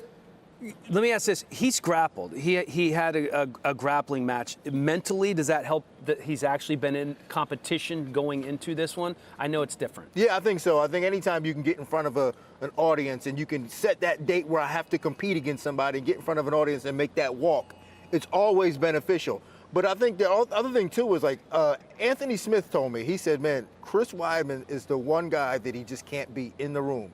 He said that he goes, trains with everybody, but Chris Weidman is the one guy, even to this day, even with all the injuries and stuff, he still can't beat him. So we might have to expect something. You know what the crazy thing about it is if Chris Weidman can find a way to put a streak together, and it shouldn't take long, right? Because you want to make big business. Imagine if Weidman could win 1 or 2 and then you stick him in there with Adesanya. He's the biggest star that Adesanya could fight. At middleweight, that's the biggest fight they could make for Israel Adesanya was if he fought Chris Weidman. Because while the Sean Strickland fight will do well, that'll be based on just Adesanya's star power. And when he fights Dricus du Plessis, it will be the same thing. Until he fights a guy like Weidman or Khamzat Chimaev, that's where the dance partner comes into play. But imagine Chris Weidman in a title fight against Israel Adesanya. And then you start replaying the Anderson Silva situations. You start building the narrative that this guy's been in here before with a champion that's dominant. You can make some money with Chris Weidman. I think if Chris Weidman win this weekend, give him a title shot. I think that's a little aggressive. As much as I love Chris Weidman, I mean that's so disrespectful to Bilal. I mean, my God. Last time he's talking about Wonder Boy getting one. Now you're talking about Weidman getting one. This dude, I never said in your weight class, though, B. Come on, man. You gotta remember, like, come on, man. I got you. Bro, I'm like at like 15 in a row fights before I get a title fight now. Bro, that's bad. You're up. You're coming up. It is an incredible journey for Chris Weidman. The last fight was in Jacksonville. It was over 2 years ago. A gruesome leg injury. There was times he would be out on the golf course. He would look down and he would see stuff coming out of his leg. Let's take a look at that journey here to fight Brad Tavares in Boston.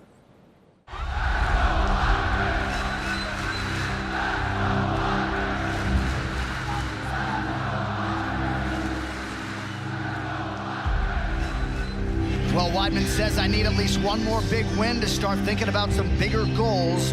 Huge, huge fight for him tonight against a decorated striker in Hall. He's sensational. He has incredible timing, incredible striking. He can put it all together tonight. Ready. Fight.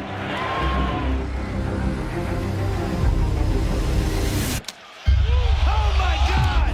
Oh, my God. Man, his leg just folded in half. Weidman is in agony. Chris, just breathe. I want you to breathe, Chris. 1, 2, 3. Chris, let's get out of here. His first kick's thrown, and it immediately snapped in half. His shin just shattered, and then he stepped on it. I felt great going into that fight. I was like, man, I'm gonna go out there and just completely dominate this dude. Stop. I just wound up and kicked as hard as I possibly could. Over there. Relax. Relax. And kaboom. Chris, breathe. Breathe, brother. The pain was just brutal. The whole thing was a nightmare. Coffee, ice cream with cookie dough and brownies. Can you not That's just... 3. What? I like it. You're making a mess. The biggest thing for me was like I want to be able to roll around on the floor with my kids and play with them and, you know, play sports with them outside. Hey, birthday boy. Birthday boy! Let me kiss you. And the idea of not going to be able to do that again, that was very hard. All right, what else we got? This wrestling shoes. Hey, don't you remember what we bought us? It's amazing trying to reprogram my brain and learn how to walk again. The whole process was a complete nightmare, really long and tough to get through. What really got me through it is my faith in God and the opportunity that I have now in front of me to help and inspire others. Expect me to come back as fast as I possibly can while listening to my body.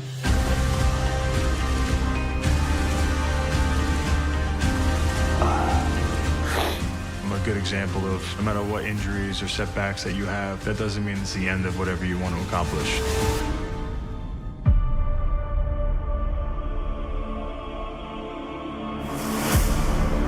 I will speak up.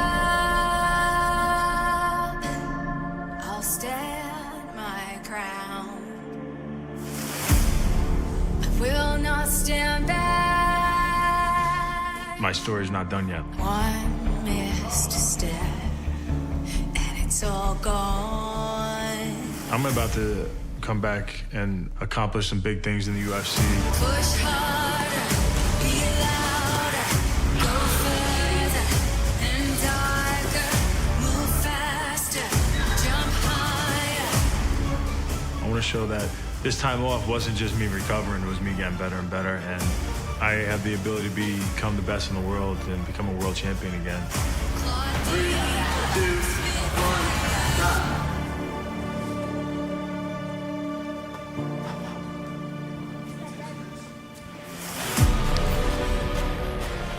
Chris Weidman will be our featured prelim as we take a look at what is getting set to go down here at TD Garden in Boston. His return to the octagon after 2 years away, that gruesome leg injury. What a story it would be.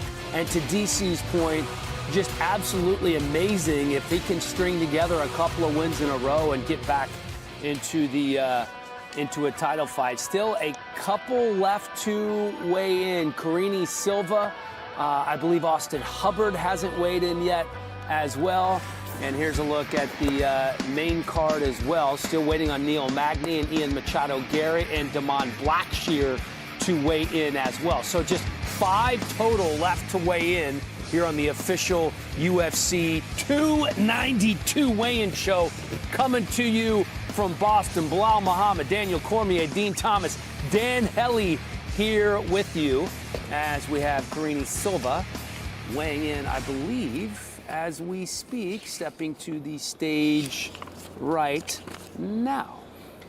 16-4. Of those 4 losses, 1 of them have come to her opponent, Marina Moroz. She is looking for redemption. And when she wears her hair out, you ever see her when she got her hair picked out and she looked like Huey from the Boondocks? It's hilarious, right?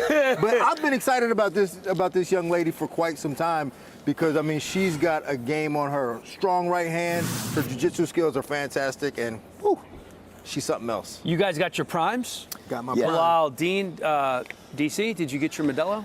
Especial. Okay, so Jimmy Stewart behind us, you're delivering everything. Yes, sir. I think it's time for a little more jelly bean roulette. Okay. One good, one bad jelly bean. I've only been holding these in my sweaty palms for the last 5 minutes. Dude, take the green, bro. I'm gonna take the green. Yeah, it looks a little sweeter. Sometimes you gotta just take the one. Let's go. Yeah, you gotta. That's good. Easy. Sometimes you gotta just take the one that looks like. Because normally your mind will trick you. Like, man, this one looks like it might be apple. I knew you But had what my if it's back. just apple? I knew you had my back. Got you, my brother. Do you really believe that he had your back, or do you Yep. believe he wanted you to throw up? No, I don't think he wants me to throw up. All right, Jimmy, get out of Enjoy. here. We'll see you in a minute. A little bantamweight trivia. You guys ready? Yep, let's do this. All right, we got the whiteboards ready. And what do we win if we win this? So here's the deal. The winner of bantamweight trivia gets to pick the order of our UFC fantasy draft. We're going to have 8 rounds. The 4 of us are going to be drafting our UFC fantasy teams right after this. All right? Okay. So this is important. All right, what season and week did Sean O'Malley compete on the Contender Series? What season and week? This should be easy for you, DC. You do the Contender Series.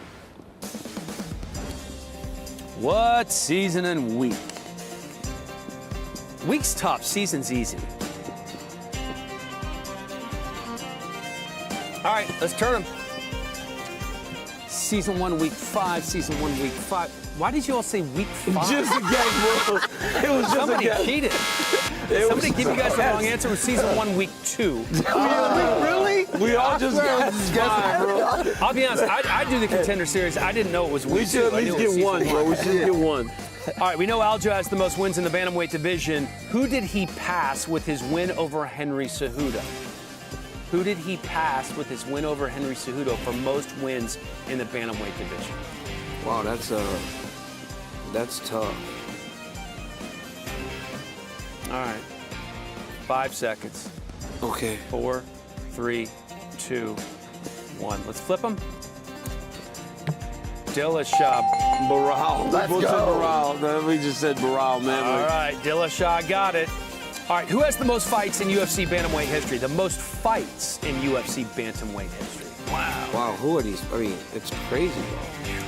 This is some crazy question. Do you want a clue? Yeah. Yeah, He's please. on this card. Okay.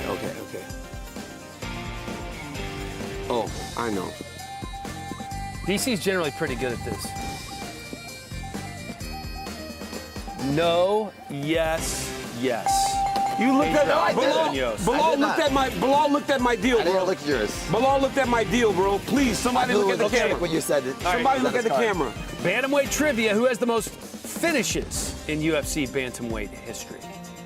Most finishes. You want a hint? Yeah. He's on this card. Giving you guys too many hints, apparently.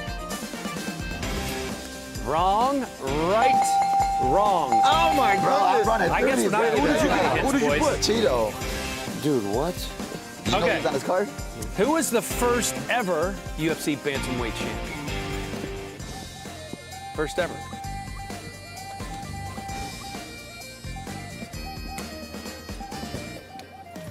All right, let's see the score.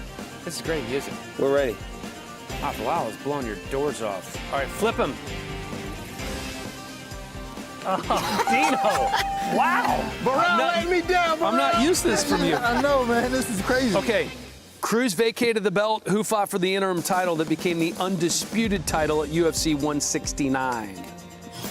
When Cruz vacated the belt, who fought for the interim title that became the undisputed names? title in UFC 169? Both no, names. I know this. Oh, I gotta redo it. I gotta do it. Hold on.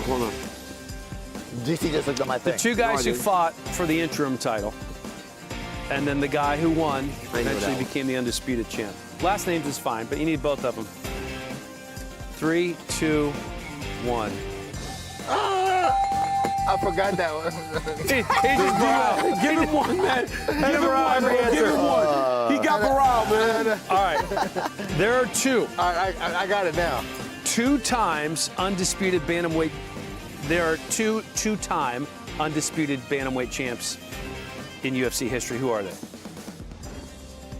Two-time undisputed bantamweight champion. Am I undisputed? Yeah, you can't be undisputed in an interim. You have to be 2-time undisputed champ in the bantamweight division. Come on, guys. That's too long. 3, 2, 1. Yes, yes. Bro, I'm killing you. Dude, somebody's feeding him answers, bro. Y'all feeding him answers? Somebody Did feeding somebody this dude sneak answers, bro. some alcohol into your prime do drink? my What's going research. on I there? think so, man. I love the Well, he was sitting there for for 10 seconds, and is then all my of a sudden he did it. All right. Bro, I hosted trivia In show. what year That is true. did the UFC add the bantamweight division? What year did the UFC add the bantamweight division? All right, this is a hard one.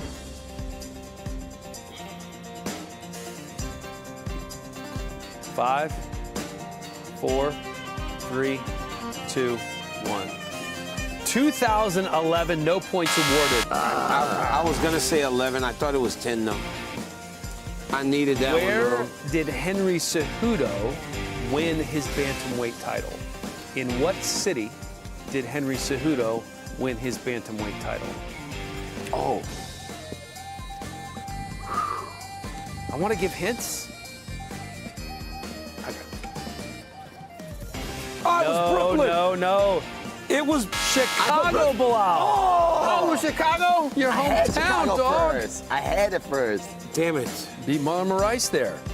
Oh, I was thinking Dillashaw was Brooklyn. Oh, man. What number was the last ever WEC event? Oh, what? Cruz beat Scott Jorgensen and Pettis took down Henderson. What number was the last WEC I'm going to throw event? a guess out here, man. That was the Showtime, the kick off the cage. WEC 55, 53, 53. That's unbelievable. DC got it. 53! Wait, what's the score? What's the score? How did you get that? I just said guess. Oh, All right. man. We're on. You don't have a point, dude. I know, man. I'm just reaching now. All right. Who has the most takedowns in bantamweight history? 61 takedowns. Who has the most takedowns in bantamweight history? As we look at the score, Dean just a big goose egg. I've never seen you perform That is this like poorly, Dean. a lot of takedowns. Yeah. Bilal's up 1 on you. I know this is a You very need important this for a tie. I need this one. Or else Bilal's going to be picking first in our fantasy. Wait, is this the last one? Yeah, it's the last one. Shit. Come on. I'm not confident in this one. No, but his teammate, Mirage. How could I not say Mirage? Give me this. He got it built. Yo, Dude. How's it feel? Bilal? How's it feel? Yeah, I got a real one coming soon. You got a real one coming? After this. Dana, please, man. This looks good on me. Let me get in the real one soon. Okay, so God, I cannot believe I didn't say Marab. What is wrong with me? I don't know, man, but you got to spin the wheel. I'm sorry, DC. Me? Yeah, I'm sorry. Come on. I didn't want to dude. do it to you, but I took the belt from you. Okay. That's kind of. Why is it taking you so long to get up out of the chair? Well, I got my. I don't put my packs on. Well, put your packs on. No, it's Is this okay. your first You want me rodeo? to spin it for you? No, absolutely not. The camera can't see the wheel. There you go, buddy. I thought I was gonna get to. Oh, around and around we go. Give me some beans. Beans. Oh, yes. Is that the Beantown beans? Yes, it is. Oh, man. Hey, DC, go with the green one. No, good news is I God dang it. I have them right here. Oh, hold on. No, bro. Hey, stop. I gotta Jimmy pick has it. them, Jimmy has them. I got 'em right here. I'm definitely not eating Okay. beans out of your hands, Okay, bro. right here. I'm definitely not. You have to just pick one. What color? Jesus Christ. You That got one like. was good. You have to have two. You have to Do eat the two. red one. It looks Eat sweeter. the 2 orange ones. No, you can't smell it. No, you can't do that. No. What's it taste like? Oh, that's disgusting. What's it taste like? Describe it. Describe it. You can't spit it out. You're going to get shocked if you... Describe it. Put it into words. It's not. Oh, it's like coffee beans. But shit coffee beans. So you have the red one, right? It's like shit. So the red one's Old Bandage. I think dirty diapers or Old Bandage. That is fucking disgusting. It tastes like shit, Dean. It actually tastes like somebody. I told you. I ain't about that That's the life, same one bro. I had. ain't doing that. That's disgusting, bro. They're gross. Why would they give us this? Because Oh, that's bad. I can taste like. Hey, but how do you know what shit tastes like? It just tastes like shit, like something not good. Yeah, but... Hey, when I look behind myself, I'm like, yo, that would taste horrible. It looked like something I leave in the toilet. It looked like something I might leave in the toilet. Oh my God, that's bad. all right, we have to move on. Wait, after stop. that. Can we give Dan Helly one? No. Let's give Dan Helly one. Didn't lose. Can't just do it to do it. Loser. Don't eat that red one. I won't. Blau. So don't eat the red So one, don't eat the green. I'm assuming that you're going to take first pick in the fantasy draft. I am going to take first pick. And I'm assuming that since I'm your biggest advocate here on stage, I'll have second pick in the fantasy draft. Put me fourth. I'm going to go with me and Dean. Me and Dean were teammates last time, and, you know, we got to stick together. All right. Third, I'm going to go with Dan. All right. And DC gets fourth. Yeah, I'll Fair take enough. Okay, who's your first Wait, pick? I lost my pen. Here. You want a pen, buddy? No, I Give need me- that. I need that. Oh, you need a pen? You need a dry erase pen. Dry erase marker. All right, here we go. Blah. You have the first pick in our first ever UFC fantasy draft. With the first pick, I'm going to go with Israel Adesanya. I'm going with him. I think he's one of the biggest stars in the UFC. He's the champ right now, the most dominant champ. I think he's going to be a champ for a while, and I think he has the most upside. Okay. That's why I'm going with him, that #1 pick. I am going to go with. Sorry, DC, I hate to do it. I got to go with John Jones. Interesting. Smart, very smart. You know, he's Okay. You got him? Yeah, okay. John Jones. Quick, I just want to go over the rules really quick. Only one fighter per weight class. We're only picking male fighters, and we have 8 rounds, right? Yeah. So that's your heavyweight pick for John Jones. All right. I'm going to go with the #1 pound-for-pound fighter in the UFC right now, Alexander Volkanovski. I think he's an absolute animal. That's my first-round pick, Volk. I get 2 back-to-back now. Yeah, it's a snake draft. Yes, you do. That's why you wanted to go 4th. That's why I wanted to go Next level 4th. thinking there. Yeah. I am going to go with, my first pick will be Khamzat Chimaev. Khamzat Chimaev will be my first pick, my 185 guy. Because I envision... You could go 170, I got a double guy, 185. right? I got a double guy. I will decide later on what I'm going to do there. And my next guy is going to be... My next draft pick is going to be Islam Makhachev. I wanted that one. I knew he was going to go there. I knew it. I'm off to a good start, boys. I should have went 4th. I knew you were going to do that too. It's a great spot to be, actually. You get 2 for 1. This is tough. This is really tough. All right. All right, I'm waiting. I'm thinking. 3, 2. Do Bronx. I'm going Charles Charles Oliveira. Oliveira. That's Charles a good one. DeBronx? That's Yeah. a good one. He did.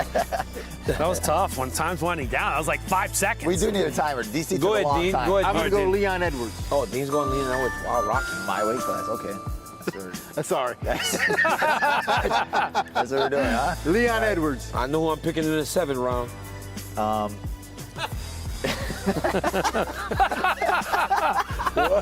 What? You are such an asshole. What's wrong with you? He's sitting right here. Say to him, bro. With my first pick, I think I'm going to go with heavyweight Tom Aspinall. The next big thing. Good job, my guy. That's how I do it. Yeah, that's an early pick. Early A little bit of Aspinall. a reach right there. Wow. What do you mean? He's young. He's ready to go. I'm not picking somebody that's going to retire after one more I fight. was like DC going George Pickens in the My second next round. one, I'm going light heavyweight. He's injured right now, but Jamal Hill, he's going to come back. He's going to be dominant. I'm picking Jamal Hill. Okay. Go, Dean. Yeah, Somebody want to tell me that Jamal's not going to be around for Bro, hey, he heals like a Wolverine. He'll be back. All right, I'm going Aljamain Sterling. Okay, Dean. All right. You know what's funny is Dean asked me why it took us so long to submit our picks in fantasy football. He goes, it takes you guys forever. Like, you should have like 3 or 4 guys queued up. And look at him, he had it queued up, and now I'm taking forever to make my next pick here. I know who I'm going with next. 5. Okay. We got to get a shot clock. Yeah, we kind of do need a shot clock here. 2. Oh man, I'm getting nervous. Come on, guys. I'm trying to think right here. Alexandre Pantoja. Took Pantoja. All right. With my first pick, I'm taking Conor McGregor. I can take Conor McGregor. He's fighting at 170. I don't have a 70-pounder, and he can also fight at 55. I just took That's Conor. your 70-pounder. I That's took Conor literally- McGregor. I took Conor McGregor, the Notorious. And so that means that I'm going to leave Chimaev up at 85. I got a 55-pounder. At 145, I'm taking Max Blessed Holloway. Oh, my goodness. What a team. Guys, what a team I'm putting together, boys. Boys, I'm putting together a team right now. I'm selling pay-per-views. Okay. You're selling pay-per-views. I'm selling pay-per-views, boys. You're selling dreams. Half these guys aren't even fighting no more. Conor McGregor's fighting in December. So, what? Max fights next weekend. All right. Khamzat fights in Abu Dhabi. I'm going Gaethje. You want to sell pay-per-views? I'm going Gaethje. Wait, I think you might have picked the 55-pounder already. Pantoja. He picked Oh, it. you know, Oliveira. That's a good call. Drink Good your call, beer. DC. You can't pick a 55-pounder. Jelly bean. Jelly bean. Take a jelly bean. Take a jelly bean. Jelly bean. Give him a jelly bean. Give him a jelly bean. All right. Come on, Jimmy. Stop. I see what you guys are doing. Who's getting one? Dan Helly. Dan Helly. All right. I'm going Alex Pereira. That's good. Pick that. Take a jelly bean. Eat that. Alex Pereira. You probably got a sweet one, huh? No. Ooh. Oh, what is it? It's like a red one. It's like Old bandage. it's a little like a bloody bandage. It's yeah. disgusting. Yeah, it's pretty gross. Well, good, because I'm going Justin Gaethje. Damn it! Yeah, he's a case. That's my boy right there. Who did you go before that? Who, me? Yeah. Aljo. Jimmy, can I get a whiteboard marker, please? Who did I pick? Pereira. I'm going with 125er Brendan Moreno. Pick Pantoja over him. Come on, bro. And then I think at 135 I'm gonna go the Sandman, Corey Sandhagen. Who I think is gonna be next up. Pick, man. Yeah. That's a great pick. Aljo's moving up after this. One of these guys is gonna win a title. All right, I'm back. And I think we done. I think we done. That's 4 rounds. That's 4 rounds. DC, who'd you take? I took Islam, Hamzat, Holloway, and Connor. I'm going to featherweight, Ilia Topuria. Ooh. Hello, I like that. That was gonna be my next one. I thought you guys slept on him. Is it my turn? No, not yet. That's Helly. me.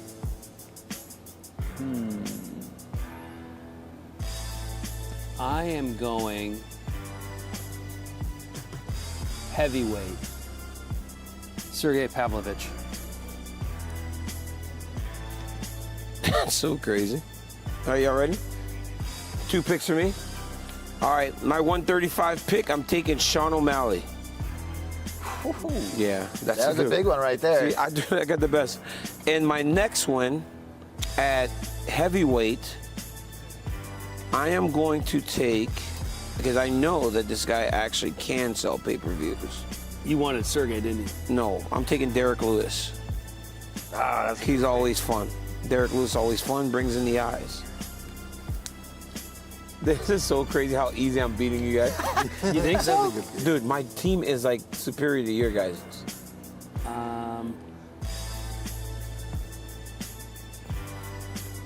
Going welterweight. I'm good. Yeah, I'm Come good on, at Dan, welterweight. please. I got you, bro. Bilal Muhammad. Bilal's like, please. Bro, you don't have to, please. Somebody Pick me! Somebody pick me! Somebody please pick me. No, that's who I was on my list. I was going to Next take him best next. I was guy. going to take No, him. you weren't. Wow, you didn't. You already took McGregor at 170, bro. All right, at light heavyweight, I'm going Yuri. Yeah, that's a good one. That's a good one. Now I got 2. Since Dan already picked me at 170, I think I'm gonna go with former champion Kamaru Usman. Oh, Oh nice. my goodness! Wow, that's Nice. Then this is where it gets a little bit difficult. I think at lightweight, we're talking about one of the best to ever do it. I'm going with the Diamond, Dustin Poirier. That's a good one. That is really good, actually. I'm surprised that he was still available that late. All right, I'm going to go at flyweight. I'm going to go with Kai Kara France. Okay. I was all dialed up here, and then I lost them. I got a question. Talk to me. After you're done, I'd like you to make your pick first. Okay. Umar Nurmagomedov. Ooh, that That's a good 135. Yeah. People in the back, I have to ask for verification on a pick. Is Helly using Pereira at 205 or at 185? Well, you just pick right now. No. You're up. Oh my goodness, because at 205, it leaves me in a little bit of a situation. At 125, I'm taking Davison Figueiredo. Deuce DeGator, former champion, has headlined many, many times. It kills me, bro. Like I can't make the pick if he's using them at 85 or 205. I should be able to see who he's picked to this point. You should be writing every team down. No, I'm looking at him right now. I am going to take at 205. Doesn't mean I'm going to take Johnny Walker. Okay. I'm going to take at 205 Magomed Ankalaev. Ooh. So you use Pereira at 185. Yeah. Yep. All right, I got a middleweight, and I am going to take Dricus du Plessis. I'm getting that belt right back. I'm getting that belt That was a right terrible back. pick right there. I think I'm going to go with a featherweight here. I know he lost a shot, but I'm giving it to Yair Rodriguez. He'll be back. He's going to bounce back. I think we have to let the fans in the comments kind of pick who won. All right, well, we actually have a judge who has been listening. Yair Rodriguez. Pantera. Okay. You guys ready to find out who won this thing? Mm-hmm. I don't think there's a better person in the world. I was going to say America, but the world to judge our draft than the one and only John Anik. Oh. Yeah, John. Yeah. John gets it. Part of John our, gets part it. of our UFC football fantasy draft, although his brother had to draft for him last Let's go, night. John. Did a Let's nice go, John. job, by the way. Give him Jason my did a belt nice back. job. Have you been listening and paying attention to this whole thing, John? I was able to catch the last 2 rounds, and I Okay. was very surprised to hear Bilal banging on Dean Thomas for the Dricus du Plessis selection. So I did hear the last 2 rounds. All right, well, we're going to have DC give you his pitch on his team first. There are 8 fighters, 8 divisions, 1 guy per division. DC, go. All right, John, at 125, I got Davison Figueiredo, former champion, guy that's defended the belt before. He has headlined many pay-per-views. At 135, I have Sugar Sean. Okay, here you go, John. Sugar Sean O'Malley. I got Sean O'Malley. I have, at 145, I have Max Holloway. 55, Islam. 70, Conor McGregor. 185, Hamzat. 205, Johnny Walker. Heavyweight, Derek Lewis. That seems like a pretty good card to sell some pay-per-views. John, you get the business. I mean, this is my broadcast partner, right? So maybe there's a little bias. But look at this squad on paper, right? Khamzat Chimaev and Islam Makhachev, Max Holloway as well. The only selection I didn't love, with respect, Derek Lewis. I mean, what are we doing here? Are we trying to, move the pay-per-view needle, or are we trying to find the best fighters in the world? Does someone have Jailton Almeida on their team or no? John, I'm just saying that we're talking about the entire business, and as a guy that's shared a card with Derek Lewis, I know that he can help you to sell pay-per-views. I know that from numbers behind the scenes. I know he does well. That's it. Yeah, and I do like the Johnny Walker selection as well. I think he is absolutely on a championship trajectory. You did all right. I just don't love the Black Beast selection, my man. That's all. Okay. All right. All right. I'm not trying to sell pay-per-views, John. I'm trying to win fights, and that's what I did with my draft, as we're going to get it up here on screen in a minute. You know, I got a couple of, I got Volk, I got Charles Oliveira, Alexandre Pantoja, Alex Pereira. I mean, I have guys who have been champions, who are champions, who will be champions again. And listen, a guy who's going to be a champion eventually, Bilal Muhammad. I got in the 6th round. You got 3 Russians and 3 Brazilians. That's a really good card right there. I mean, I have winners, is what I have. I have winners. You got no pay-per-view buys neither. Yeah, you're gonna be in there watching the fights by yourself with them. Is it about pay-per-views or is it about winning? This is an absolute wagon of a squad right here on paper. I think all these teams are going to look pretty well. It's far easier for me to pick out who made the better peanut butter and jelly sandwich than it is to dissect which of these teams is better. But, I mean, this is like pound for pound, pound for pound. Alex Pereira is there. And Magomed Ankalaev might be favored to beat any light heavyweight in the world right now. So, man, with respect to my man DC, I think right now, hell, he's probably the leader in the clubhouse. Dean Thomas, what do you have? Kid. Ooh. All right, so, this is all about art and entertainment. So I got a good blend of both of them. you know, some good fighters and then some sellers too. So I got John Jones, heavyweight, Leon Edwards, Justin Gaethje. Come on, man. And I got every country represented, so like we can get a whole international flavor on this thing. We can do this card anywhere in the world and it sells because we got a little bit of everything on it. Yeah, you got a few misspellings too. Your graphics guy on Prohaska and Dracus Duplessis, but otherwise it looks outstanding, good. Dino. John is good. So, yeah, this is great. Of course, you have a couple of champions. You got 3 champions, including the BMF belt holder. You also have a number of #1 contenders as well. Topuria, Dracus Duplessis. Again, very surprised to hear Bilal Muhammad still knocks Well, he's a Dracus hater. Duplessis. He's a hater. This is a strong squad. I mean, this feels like an impossibly difficult task, but still a slight lean to Helly, at least through 3. All right. Bilal's All up. right, John. It's your brother here, Bully B. You know me, man. We you know, how you doing? How you feeling, brother? I'd love to be in Boston today. Are you kissing up to him? All right. Just tell him about your damn team, Bilal. That's another reason people boo you. John, look who I got #1. You got it right there. Izzy, the star, the man that is going to go to Sydney and sell out the crowd. That's the guy right there with personality, great fighting skills. He's the man. Jamal Hill, who's a champion right now. He may be injured, but this guy's going to fight back. You know who I got right there? Dustin the Diamond Poirier. I know you love him. That's your favorite fighter. Yeah. Bro, I don't even think we gotta judge this, John. Like, It's all you, huh, B? Bro, John, you already know what it is, right? Yeah, no, I mean, this is a squad, bro. This is a squad.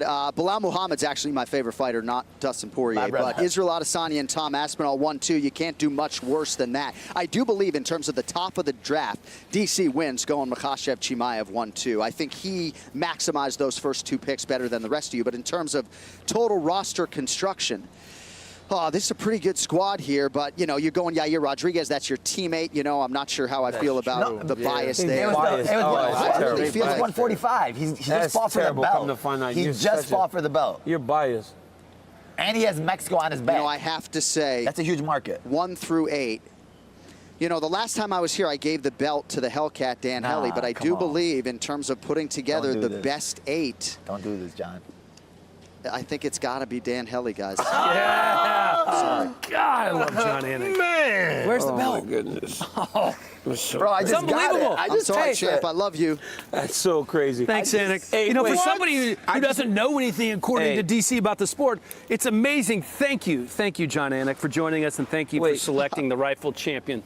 Maybe we'll see you in a little bit. Thanks, buddy. You broke my heart, John. Thank you, guys. I'm sorry. You know what he does? Hey, stop. Let me say he this. spews facts. Let me say this really fast. Fans, could you guys go into the comments and please tell us who had the best list, and then we'll throw some of those up on the screen.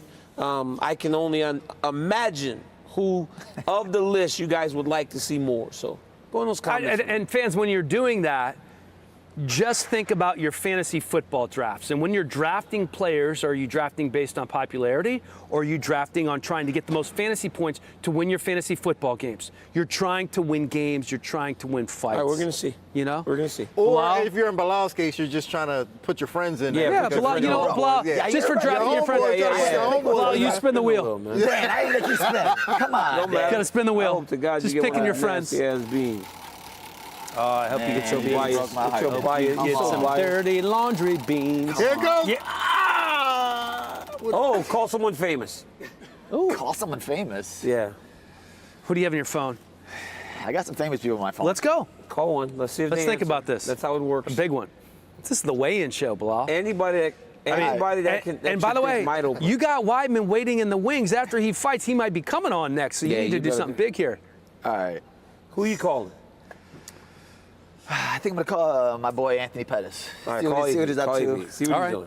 All right. Call Anthony Pettis. It's early over there in Vegas. He's probably on vacation somewhere. It is 7:30, 7:23 a.m. What do you guys say? What do you want? How'd you get my number? Who is this? Who's that? Bilal, who? That's going to be good. Hold it right next to your microphone. His hands all shaking like, please answer. He ain't going to answer. It's too early. Yo, what up, Showtime? What's good, bro? Wait, he actually answered the phone? Wow! You're on air right now, Anthony. You're on the weigh-in show. They told me to call someone famous. You're the most famous guy I have in my phone. I just got done earlier. They want a prediction for tomorrow's fight. You know you're one of the best bettors in the game right now. O'Malley or Sterling? Who you got? Fuck. I mean, the money, the plus side on O'Malley. I think the story I heard about O'Malley or Punk Master getting caught by Zabit, and Zabit has a very similar style to O'Malley with that funky kicks and stuff. Bro, what are you doing right now? You just wake up or something right now? Just got done running. There we go. Yo, he's always working. Yo, Anthony Pettis is rich, bro. He was sleeping this morning. Yeah. Rich men sleep in the morning. DC, what up, bro? AP, what's good, baby, with your rich ass? You're talking about rich. He rich. You made. Shut up, Anthony. Hang up the phone. Hey, let's talk about that. What else? What do you make? Shut up, man. Y'all stupid. What was that? Appreciate you, brother. AP, you the man. All right, bro. Peace, man. All right, now. Damn. That was He good. answered I can't believe he answered the phone. I can't believe at 7:30 in the morning said he was running. When Yeah, Willie that's B crazy. calls, you answer. Oh, my goodness, Bilal. No, but you got to Hey, call where's- anybody else? Nah, you Do you have anybody else you want to call? Leonardo DiCaprio, anybody like that? Tom Yeah. Brady, you guys like? We're in Beantown. Jimmy, where's Jimmy Stewart? We need some more Modelo's. Do we Give have any him more a bean, Modelo's? please. Give Jimmy a bean is what I want. You want to give him a bean? Yeah, let's give Jimmy a bean. man. I marked these things. I can't remember which are the good ones and the bad ones, unfortunately. Try one, Dan. No, I'm not doing that. Who wants the Modelo? I would love a Modelo, and I would love to give you some Yeah, take one of those beans, Jimmy. We got something for you. Take that with you, man.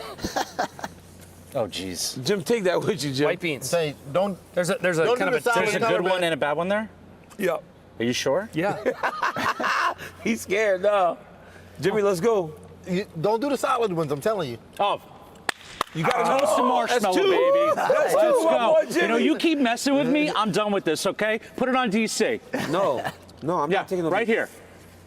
What? Oh yeah. Where is it? What happened? Oh, shit! I mean, look at me. The O'Malley camera right I'm on out DC. here. Bro, you got that I'm out soul here. glow. Look at Yeah, it. looking He got- good he right got the there. soul glow. Y'all see me? Yeah, just let your soul glow. He got them juices and berries up in there. I see. That boy that can sing. That boy can sing. That boy can that sing. talented, man. Ladies and gentlemen, Dean, the why are you so Randy sad? Walker. Why I'm sad? Yeah, why are you having a bad day? I'm not Why having are you a- so sad? I'm not having a bad day. What are you talking about? Let's see my boy Dean up on there. Oh, he cried! No, don't do him. Don't do him like that.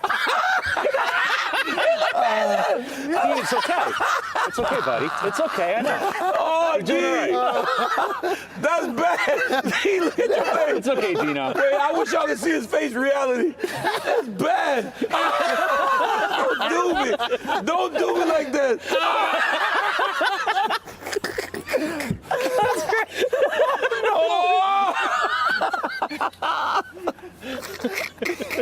Oh my God. I can't Oh, tell. look at these people. I can't tell if they really crying or not.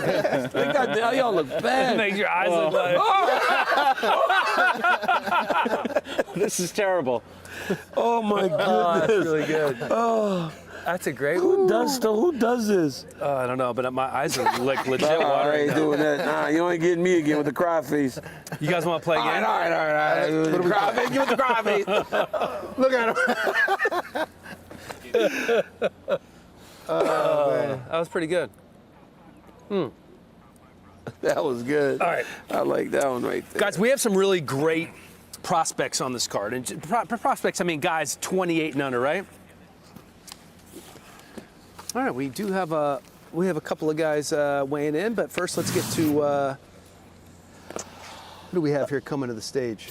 Austin Hubbard, second stint. There he is. In the UFC. Jimmy. I trained with him in Chicago. He came down to Chicago for a couple weeks. This dude is big. I don't know how he makes 155.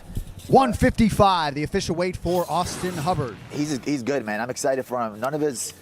He's never been in a boring fight, even in the UFC. I'm like surprised that he had to go through the Ultimate Fighter, but I think tomorrow night it's gonna be a great show with. All right, next fighter to weigh in, competing for the second time in as many weeks, live on pay-per-view in the bantamweight division, Damon Blackshear.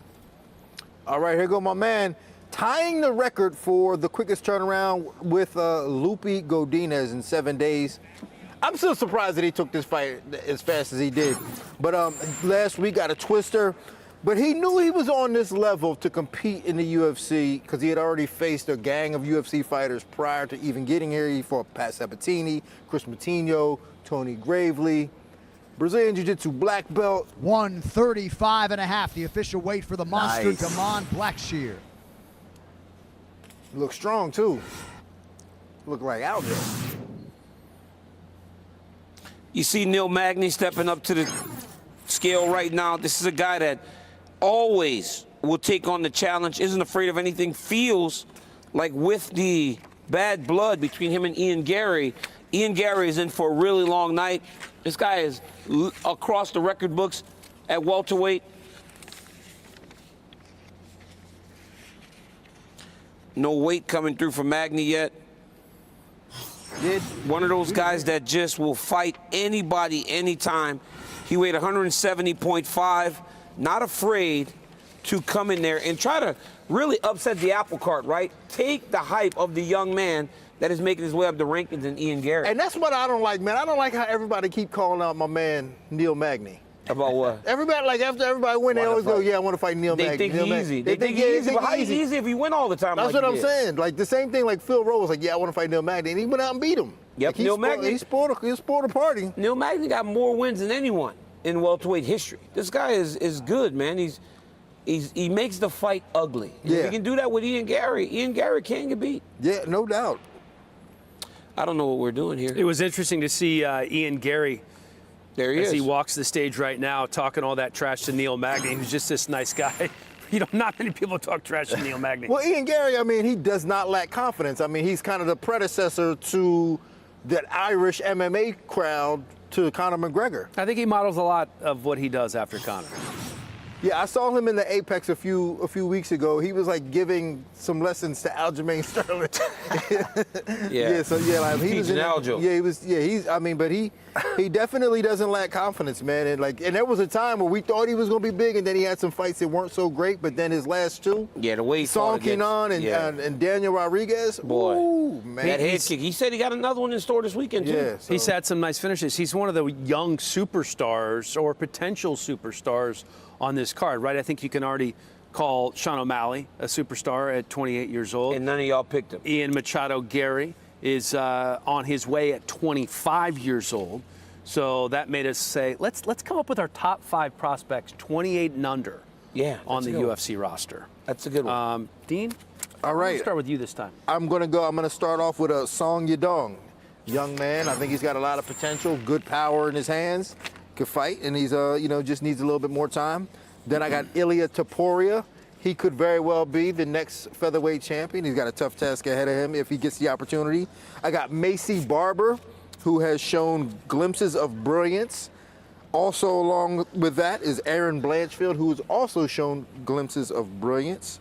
And then my number 1 is Umar Nurmagomedov, 16-0. How could you go against a guy like Umar Nurmagomedov? That's a good list, Dean. That's a good list. Yeah, very solid.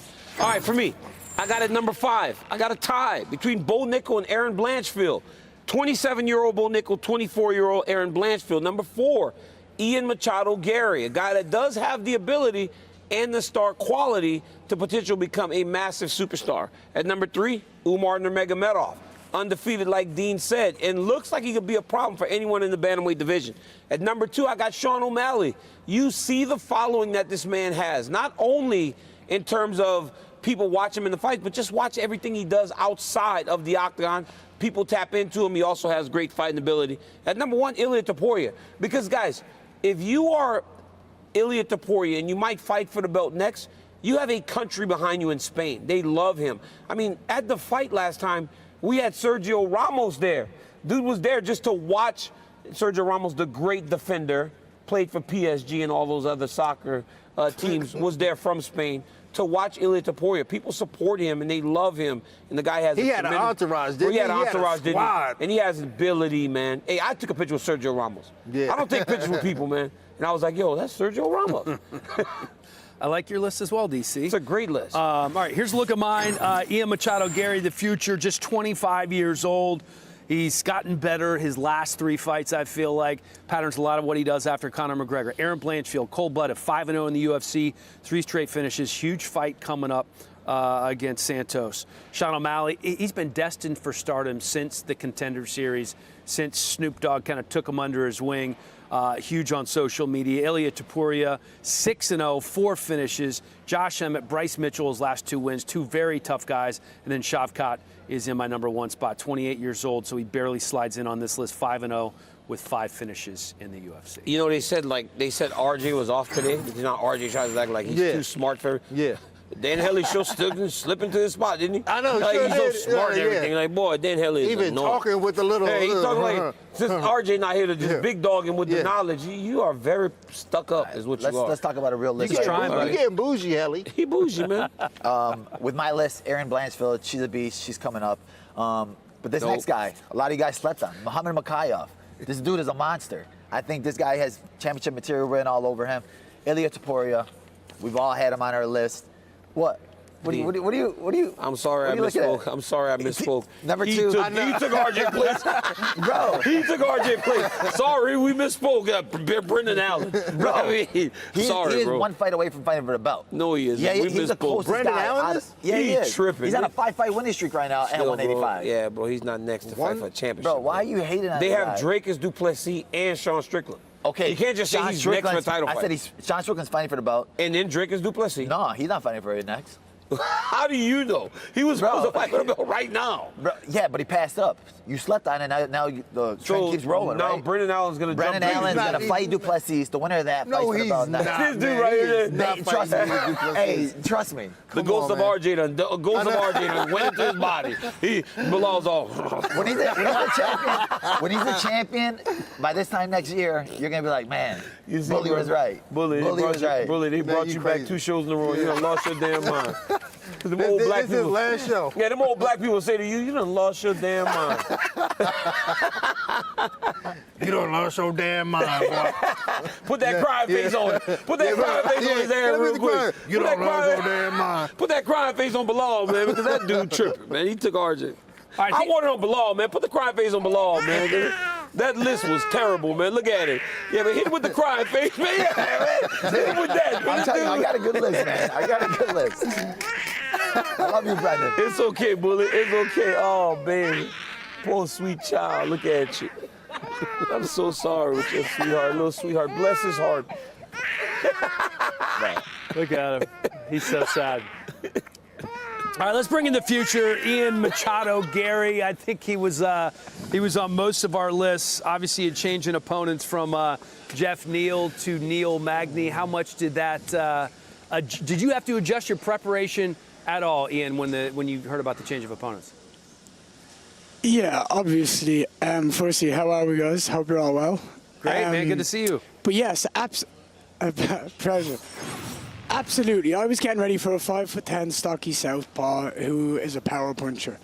And then I get a short notice replacement in Neil Magny, who's 6'3", long range orthodox. Of course, it's going to be an absolute, like, it couldn't be more two opposite ends of the spectrum. So I did what I did necessary to prepare in the most efficient way possible, leading up to the fight in the shortest amount of time I could. So I'm ready to go.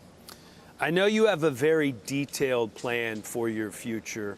When we talked to you on the post-fight show, you talked about it a little bit. What's the next logical step for you, assuming you get the win and everything goes well here on Saturday night in Boston? When I get the win on Saturday night, I'd love to fight Wonderboy in December. I think that just is such a fun matchup.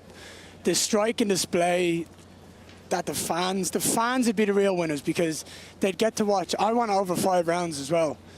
I think a 5-round fight, me and Wonderboy, would be absolutely epic. I think it would be unbelievable, and I think it would be the next progression in my career to be proven as one of the best strikers the world's ever seen.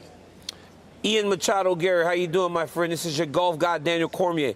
You came and weighed in. You told me the other day that the weight is never an issue. Was it strategic to come at this point in the weigh-in? Because generally when guys want to get on the scale early and be done with it. So with the weight not really being an issue for you, you're a professional. Was this a strategic to not cut the weight very early this morning?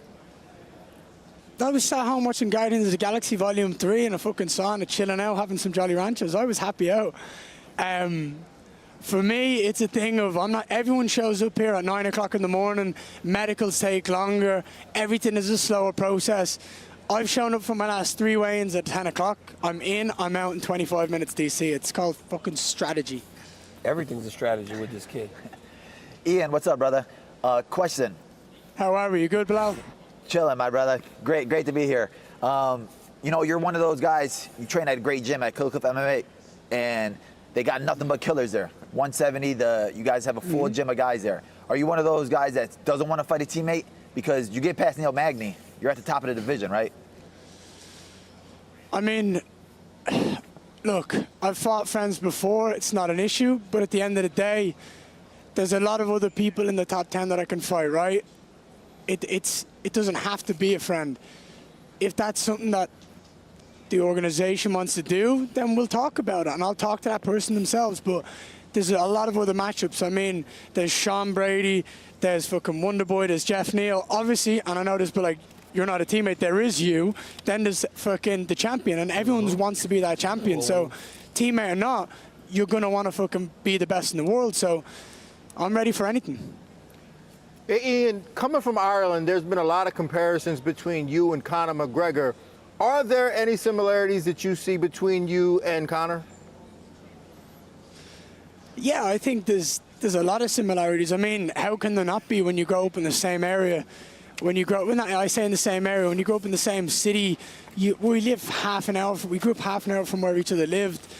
I mean, I spent a lot of time in his city boxing in Crumlin. I've been there about 25 times when I was a kid. So I spent a lot of time in that area. And how can you not be? You know, the slang, everything, like Irish mammies, everything that we do, people are going to compare us, not for the fact that we're Irish, but that we have the same attitude. We talk the talk, we walk the walk, we do it with absolute utmost confidence. But at the end of the day, lads, we go in there, we back it up. And that's the main thing. All this means fuck all unless I go in and I do the job Saturday night, and I've done it every single time. Ian Machado Gary trying to get it done again, 5-0 in the UFC, looking to improve to 6-0. His 6th UFC win potentially coming on Saturday night in just his 3rd year in the UFC. Ian, good luck. Can't wait to see you fight, my man. Thank you so much. I appreciate you. Have a great day, guys. Always enjoy talking to Ian Machado Gary. All right, UFC 292, you better. I know you guys all remember how to play this, Bilal. This is when we're kind of coaching the guys up. We give you a name, and you tell them exactly what they better do to win the fight. All right, we're going to start with Aljamain Sterling and Daniel Cormier. Aljamain Sterling, you better get a takedown. You've got to force this guy to fight your fight. Make the fight ugly. Put him in uncomfortable situations and extend this. You have been made in the championship rounds. He's never been there before. So you better make him fight long and make him fight where he's uncomfortable. Bilal? Aljamain Sterling, you better be patient. Don't go in there and rush. You don't have to get the takedown early. You know you can drag him into later waters. He's never been to 5 rounds. You take him there and you drown him. All right, let's go the Sugar Show, Sean O'Malley to Dino. What do you have, Dino? Sugar Sean, you better make sure you keep your attacks coming up the middle, because you know, regardless of how funky Aljamain is, he's got to come to you up the middle. You got to keep something in his face up the middle to deter him from wanting to change levels and take you down. Sean O'Malley, you better defend takedowns, and you better fight off the center line. You've got to create angles. You've got to confuse Aljamain Sterling and not be a stationary target. You got to stay active. You got to be quick, and you better believe that you are the best bantamweight in the world, or you have no chance of taking that belt off that man. Zhang Weili to you, Bilal. Weili, you better take her down. Use your grappling. Don't get into the brawl. We don't need another fight of the year with Joanna. Take her down, dominate her like you did Carla Esparza. Easy night. John, you better be confident. You are the best female fighter in the world right now. Sometimes you don't act like it. Go out there, be confident, and show everybody that you are the best female fighter in the world. Back to back, Dino. Amanda Lemos, go. Amanda Lemos, make this a dog fight. Make her stand in the pocket with you. Make her throw big hooks at you, because if you can do that and you can catch her with a big punch, you can knock her out. Amanda Lemos, you better get your hands on Zhang Weili early. Make her recognize that she's in there with something different. Don't let her get comfortable. Make her know that she is in there with something she's never felt before. Put doubt in her mind, and you can become the champion of the world. Bilal, how about Neil Magny? Neil, you better take that press conference personally. You better get in this kid's face, this young kid talking all that trash to you.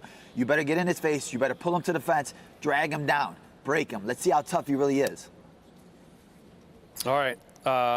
Ian Gary, DC. That's Dean. Dean. Ian, you better use your footwork. Keep this on the outside. Stay long and stay busy. You can touch him up. You're the better striker out of two, but you got to keep it in that range. Don't let this man grab you and then put you on the fence and make this thing kind of sloppy looking. Stay on the outside. Use your long punches. Use your kicks. Use your angles, and keep this thing on the feet on the outside. All right, Chito Vera.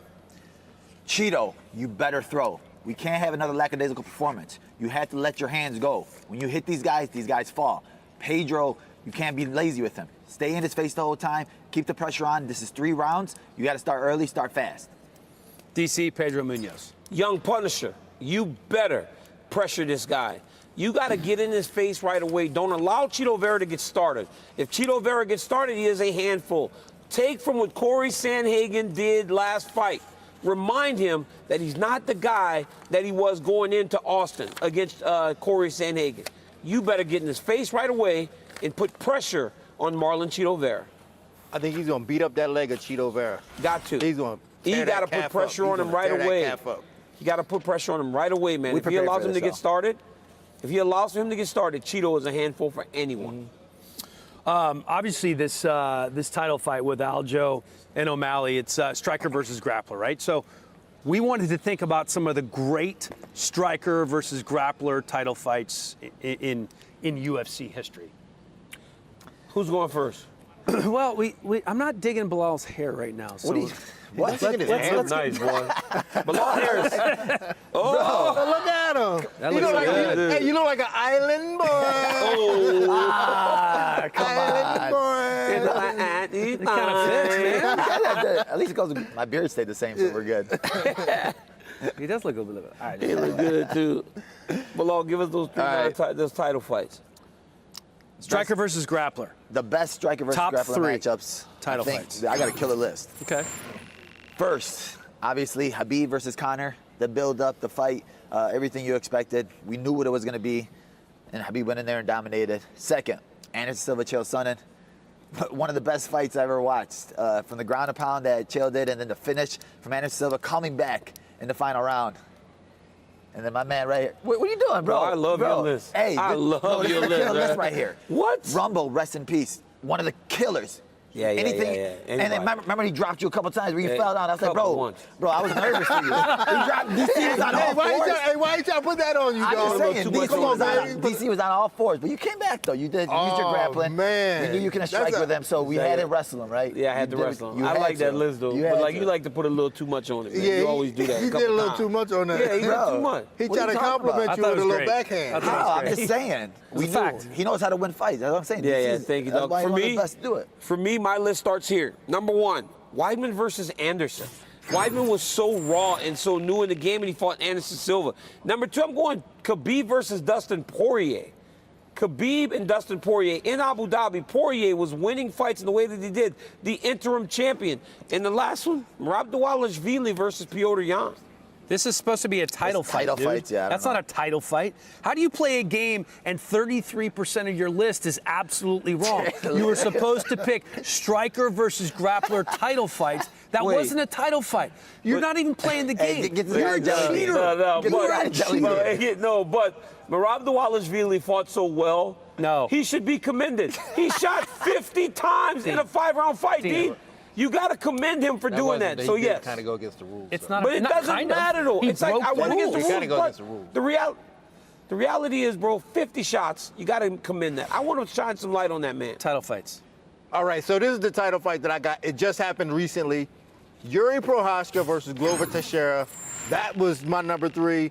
And then I got Khabib and Conor. Obviously, that one speaks for itself. And then Anderson and Chael. Like, you can't, Anderson and Chael won. Yeah, you very can't go specific. against that. I mean, that was, you got to be specific about that. That was the thing. I want Helly's list. Dan, you don't have a list? Wait. I'm just facilitating. Stop. No, wait a minute. No, wait, stop. Put the camera on me. They said, Dan's list is next. and I started seeing him doing this, hey, no, you can't judge me for the title fight, and you didn't even do it. That is true. And That then is Haley's true. like this. Where the jelly beans at, man? This dude need a jelly bean. He didn't even do his work. We have Hey, bring the jelly beans, Jimmy. a finite amount of time in this show. I can't do and that win move. every listing contest, Hey, right? do that move, I'm man. the host Do it of with the the show. crying face. There Don't put the crying face on. All right, so listen, here's the deal. And I normally don't do this, but I want to give Cody a little shine. He's relatively new. This is like his second weigh-in show. Who's You know, Cody? Cody's our producer of the show. Cody. Who's Cody? You know Cody's our producer. Cody was at the fantasy draft I have last no night. idea Why who do you Cody act is. like I you thought never Lappy know who worked back Cody there. is? Hey, guys, can I get a replay? Because Dan tried to make it look cool like he was doing. He did not do it like that. There was fear. I was just trying to There give, was fear on I was his trying to face. give Cody the Show sign. the replay. I was trying to Look, give Cody the there's sign. fear. Look at him. He looks scared. His face is red. I wish y'all could put it side to side. What he tried to pretend he did versus what he did. What do you mean? That's what I did. No, That's yeah, not what you you did. did not look like that. That's not what the you second did. time. Second time you look pretty cool. The first time, look at it. I look Look at pretty the cool. fear in this boy's face, I look man. pretty cool. Where's my telestrainer? His neck is all tight and everything. Look at his neck. I thought that was pretty good. Cody got the idea, right? He was like trying to give Cody a look too, like, don't you dare. He's like, yo, stop crying because your ass got caught. Let me tell you something. Haley, stop crying. Because, I couldn't have done worse than you, dog. Stop crying because your ass got caught, Haley. Oh, my God. He I don't dropped like that terrible these team in faces, fantasy. man. Dropped it. Oh, bro, like his these fantasy faces, football team dog. last night was horrible, dog. His fantasy football team was horrible last night. No, it His wasn't. team was horrible. I mean, damn, Oh, man. yo. I get it. Oh, my goodness. We have Mackenzie's here. Hi, Mackenzie. Hi, guys. How Did you we doing, get a little Mackenzie? too off track? Great. How are you? Does your segment involve food? Oh, it sure does. Oh, you know thank it. God. And I'm you know hungry. what, Dan? When we were in Utah and you said you found the best lobster roll in I Salt Lake did. City, yeah, no offense to Utah, but the East Coaster in me took that yeah. personally. So as soon as we landed in Boston, we found the best place for You lobster did? rolls at James Hook and Company. They've been around for like 100 years or so, and I think most Bostonians would agree that they just do the lobster roll right.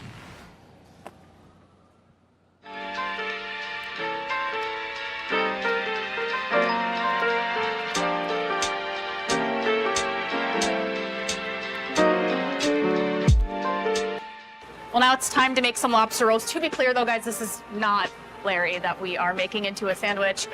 Two types of lobster rolls, though. We're going to start with the traditional one, but do you want to walk me through what makes them different? Absolutely. So the biggest difference between the traditional and the naked lobster roll is the naked lobster roll is just butter. Okay. And then our traditional roll that we started the company with is just chilled lobster meat tossed in light mayo. So it's pretty simple, but very flavorful. I love it. Okay, so we've got a couple of different types of the meat. So we have our knuckle right here. We have our claw. And then everybody's fan favorite is the tail. Gotcha, a little slimy. All right, so now with this tail. We have our tail. We split that down the middle. And we're just gonna give that one easy cut here.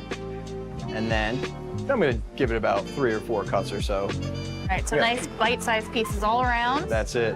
Throw that right into our pot. Looks like we need just a little more. I might take a stab at it. Let's see what we got here. And of course, I pull out a tail right away.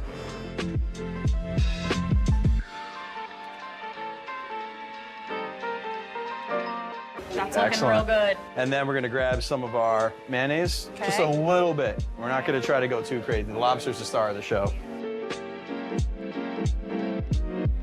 It's just a labor of love. Okay, just here we give it a go. little knead back and forth. Okay. And then once the meat's tossed, it's gonna be nice and spread evenly all over the mayonnaise. We're just gonna put that straight into our toasted brioche bun. Brioche.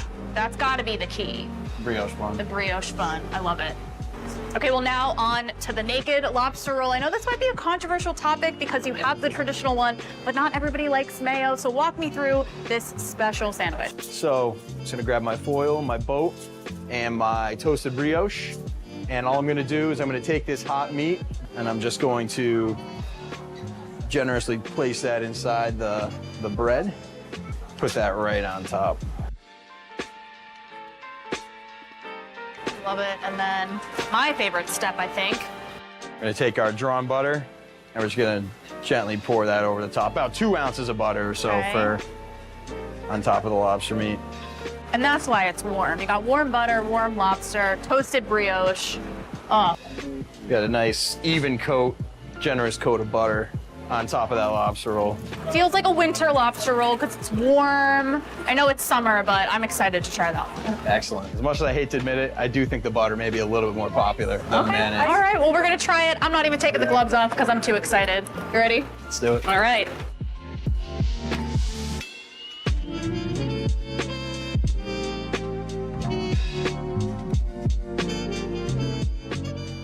All right, Ricky. Well, I'm definitely going to try the naked lobster roll because I've been having my eye on it the whole time. Perfect. I'll do traditional. Obviously, we got to cheers it. Try not to fall apart too much. Yeah. Oh, no. That's a big bite. That's incredible, though. The best, butteriest bite. Thank you. Man, I grew up on the beach, and I don't think I've had lobster this fresh. And I know you said there was a concern with rubbery when you reheat it, but oh my gosh, that is perfect. Glad to hear that. I know the guys in the studio are gonna love this one, especially DC.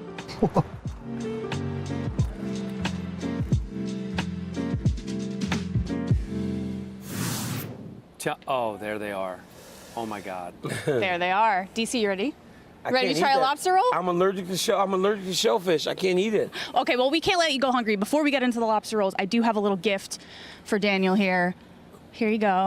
Oh. Boston cream donut and a little friend. Yeah. A little friend to take with you. Yeah, with a little lobster on it. A little friend to take with you. Let's go. You're so nice. Yes. Yeah, Well, thank you I so can't- much. I can't let you go Look hungry. at This is this my thing. Let me job, take- at least for the weigh-in show. It's no ice cream, but Boston cream donut, can't go wrong.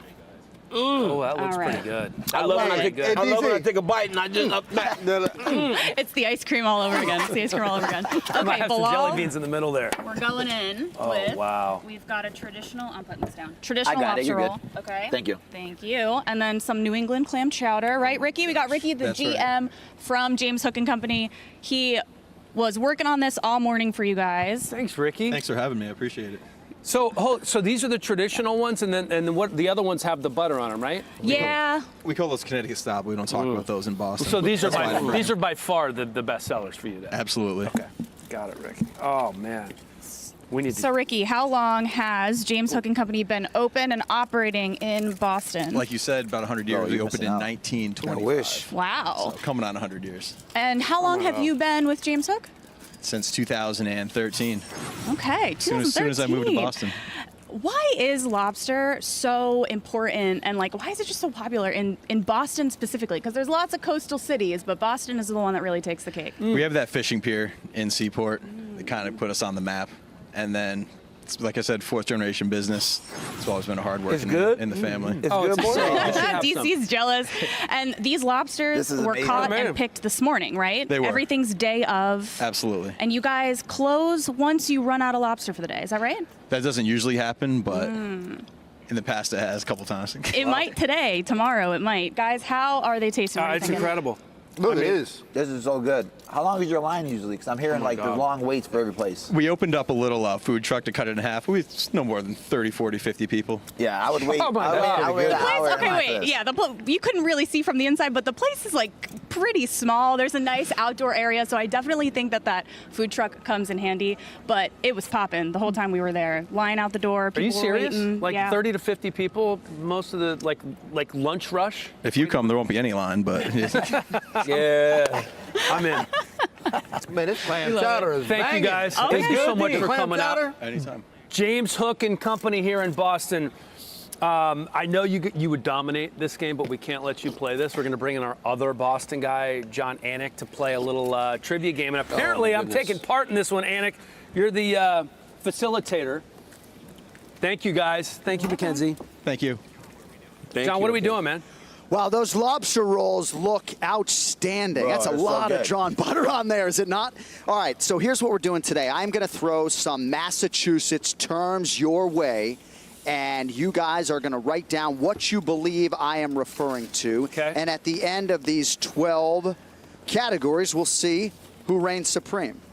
My man DC looks very serious. We're going to begin. I want to win. With a bubbler. When I say it's a bubbler, I am not talking about a device to smoke cannabis. What is a bubbler? A bubbler. My pen doesn't work. Need a pen, Jimmy. Yeah, Wouldn't happen DC, if what's a RJ was bubbler, here. kid? What's a bubbler? 5. Can I say it? 4, 3, 2, 1. Champagne. Beer. Soda. Hellcat, I can't even see anything. You're all wrong. I had to say it.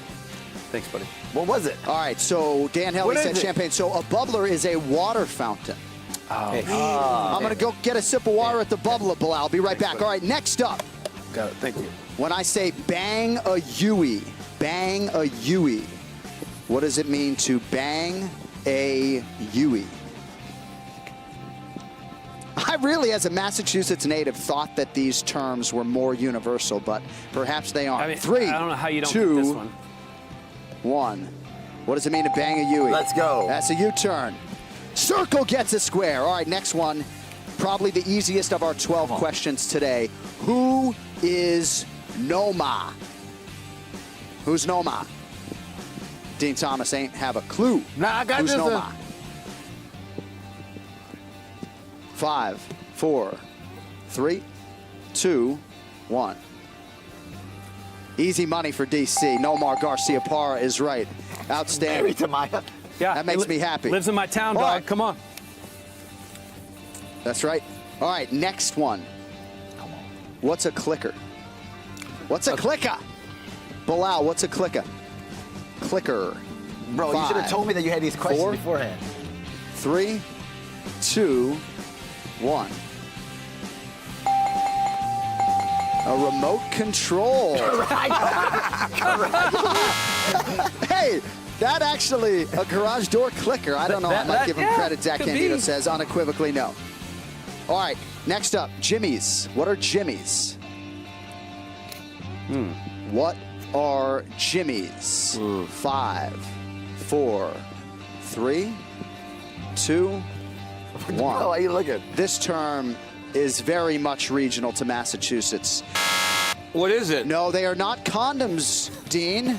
My bad. Dean, you're thinking a Jimmy hat, maybe. Not Jimmy hat. Jimmy's, if anyone has been to Brigham's, Jimmy's are sprinkles that go on ice cream. All right, next up. Don't shoot the messenger. Next up, dungarees, champ. What are dungarees? What are dungarees? Not dunkaroos. Dungarees. 5, 4, 3, 2, and 1. So Helly and DC, jeans. Pants does not work. Yes. Got to be jeans. Yeah. DC, Let's go. Taking the lead. Tied for the lead right now. All right, this one has been tough for everybody on the ground here at the host hotel. What is a frap? What is a frap? F-R-A-P-P-E. What's a frap? 5, 4, 3, 2, 1. It is not a frappuccino. It is not coffee. It is a milkshake. Oh, a frap is a milkshake. I thought you that ever was been a to Friendly's? coffee Have a drink. frap? No? Okay. All right, next up, what's a grinder? What is a grinder? Daniel Cormier. You know, And I'm not talking. I know, yeah. Yeah.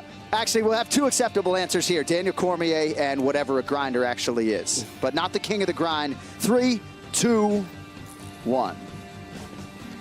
Hellcat, you got to know what a grinder is, kid, no? It's not a dating Oh app. my That's God. Tinder. Oh, What is it? He's a sandwich. Gyro. Well, he's from Well, Washington. no, so he's on the Helly East Coast. crossed out. No, Dan Helly does not get it. He crossed out sandwich and wrote gyro. Yeah, yeah. No, grinder That's is the not play. gyro, Dano. What's a Love you, grinder? But, you know, I gave you a belt earlier. A grinder is a sub or a hoagie. It's not a gyro. You're right. You're right. I was wrong. With respect. With respect. You know, fair enough. All right, next up, what's a packy? Hey, what's a packy? A packy? What is a packy? The heck? Bilal, I don't expect you to get this one, champ. 5, 4, 3. Not a pack of wolves. 2, 1. What's a packy?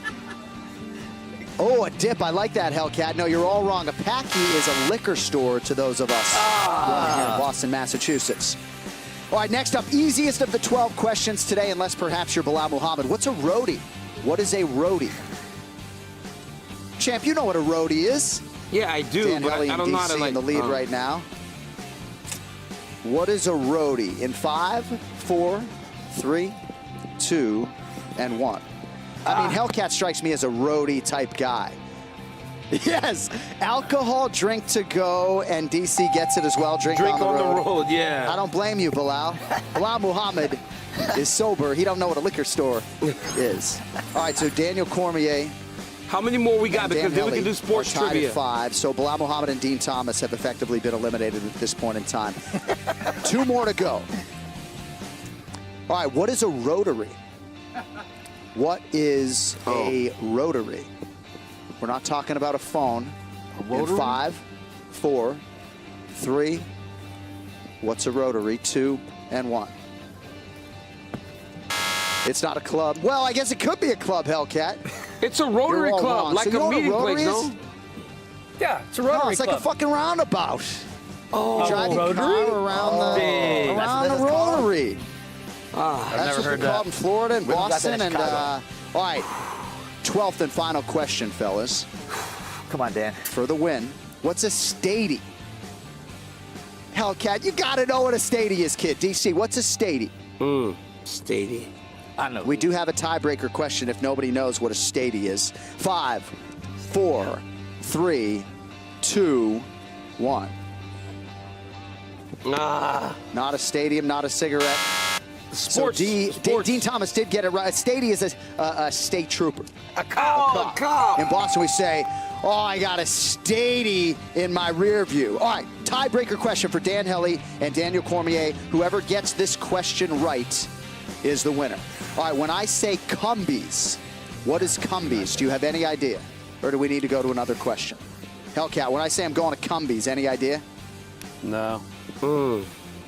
Red Sox used to have a pitching coach called John Cumberland. We used to sit in the bleachers and chant I actually Cumby. know this He because loved I it. saw one recently.